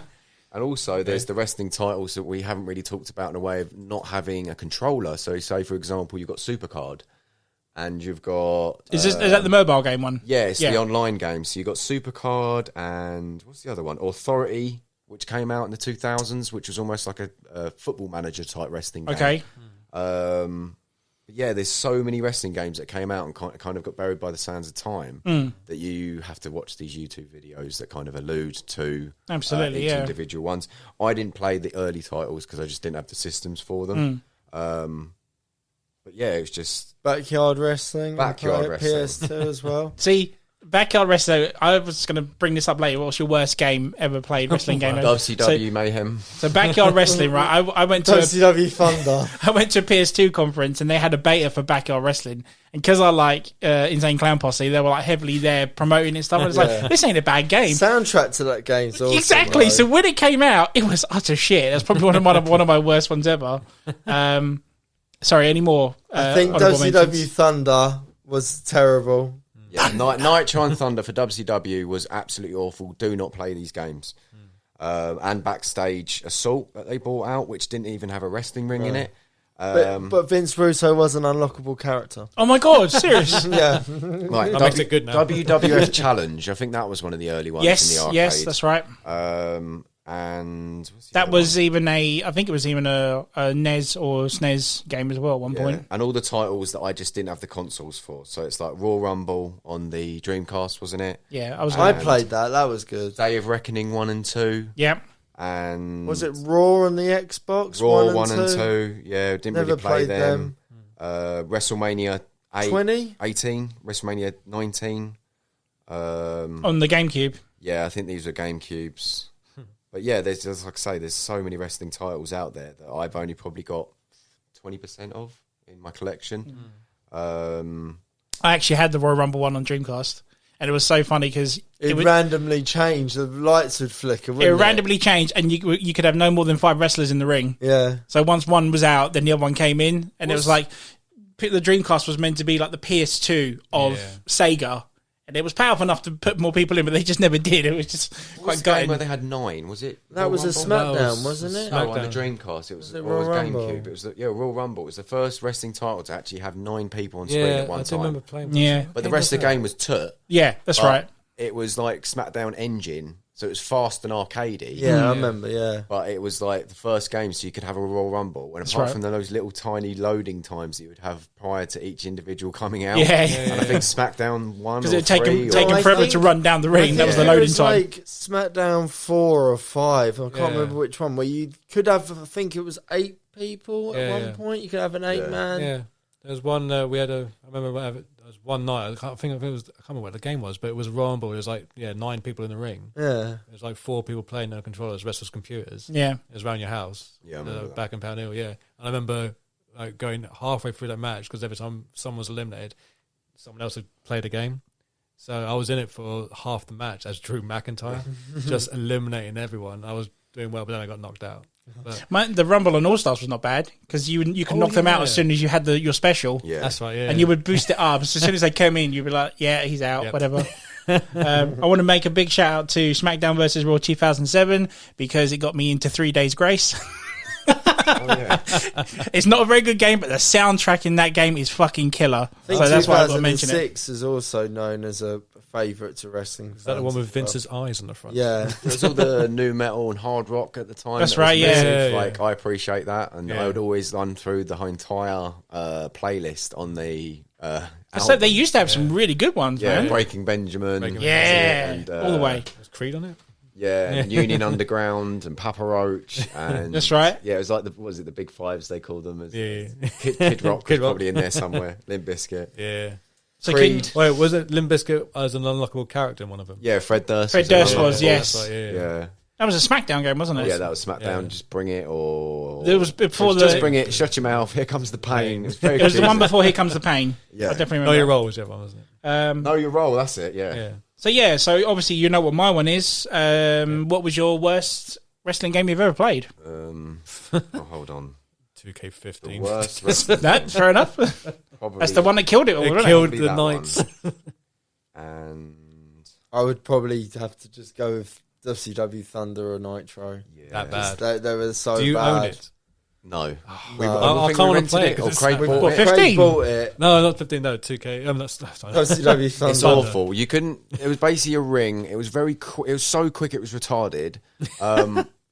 You had it was a decent roster, and they did a few like F&V shoots while you select your character. So DDP would say something to you, or Scott Hall would say something If to you you. select me, then I'll hit the diamond cutter. Oh yes, I remember this. It Yeah, was just so like falsified. The mechanisms of the controller was just so weird. Like everyone did a power bomb. Played this one. This is the one where like is it on the SNES? No, it's on No, it's PlayStation. That was PlayStation. is this the one with Bulldog doing that rubbish promo? No, that's on No, that's on Warzone. Was that Warzone? Yeah, we're drugged up. Yeah, and he's blatantly reading his lines off a teleprompter. Yeah, that's the one. Yeah, what was the one with DDP and had that one? It was the WCW one. It was like that. They had the same thing with the menu. Whenever you clicked onto him, he did a promo. Yeah, I think that was that's right. Thunder. It's Thunder Okay, and so that's Nitro. with Diamond. DDP was on it as well. Yeah, that Nash whole. Yeah. The I think gameplay I played was that one. Yeah, I just have played awful. Like it's the worst wrestling title ever to be made. The They camera keeps completely rushed it. moving, and you don't even know where you are Yeah. sometimes. Yeah. What does DDP Can say you- again? Is I that, don't know. I literally just made it up. That was actually pretty good though. You select me. yeah. I'll show you later. I hit you with the diamond cutter. Or something. I don't know. I seem to remember you can just use a finish any Feel time. the bang. Yeah. I think so. You could hit. The diamond cutter. I remember High playing DDP. I did a diamond cutter so many It's times. just. I just. I hit the commentator. The To be diamond honest, cutter. I don't want to talk about it. How'd it go? The diamond cutter. Yeah, I don't really want to talk about this game too much because it's That so is fair, bad. It that's doesn't fair. deserve any And you credibility. obviously agree with that as well, Scott. Then What? Just WCW That's the worst Thunder? one, yeah. Yeah, honestly, I Steam remember said just- 2K15, which is fine because it Oh, it's ended it better all. than WCW. It was such a Thunder. letdown. Someone was on the source at the creativity role at WCW at the time because they had a lineage of games which came from Mayhem to Backstage Assault to Backstage Assault Nitro was and awful. Thunder. They were all like, if you look at the Hulk Hogan character they've got on, I think Mayhem, it's so bad. Like, Really? honestly, it It doesn't. looks nothing like him. Yeah, he's wearing brown boots. Like, I can't get my head around it. Like, yeah, it's just a void with a passion. Anxiety gaming. Yeah. Get out. Just makes you angry. It's a frustration level. He's pointing at me. The diamond cutter. So yeah.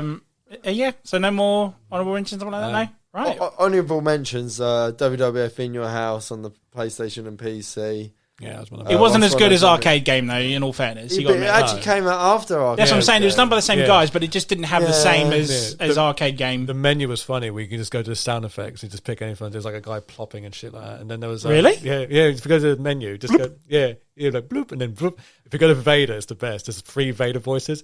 It was just him screaming. You just click on it, it goes, ah!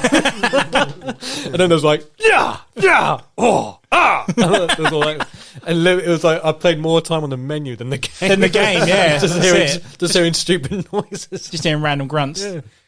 Then you could like go back and forth and almost make like into a song. I think that's about it, really. Yeah. So I just want to say thank you guys for coming on and doing the episode for us. Really, really appreciate it much. So yeah, guys, if you liked what you listened to, follow us on Facebook at the M.T.V.B podcast or on Instagram at M.T.V.B podcast. Subscribe to be notified when future episodes are available. This is Ant-Man, Scott, Phil and Tim signing off. Bye. Ta-ta for now.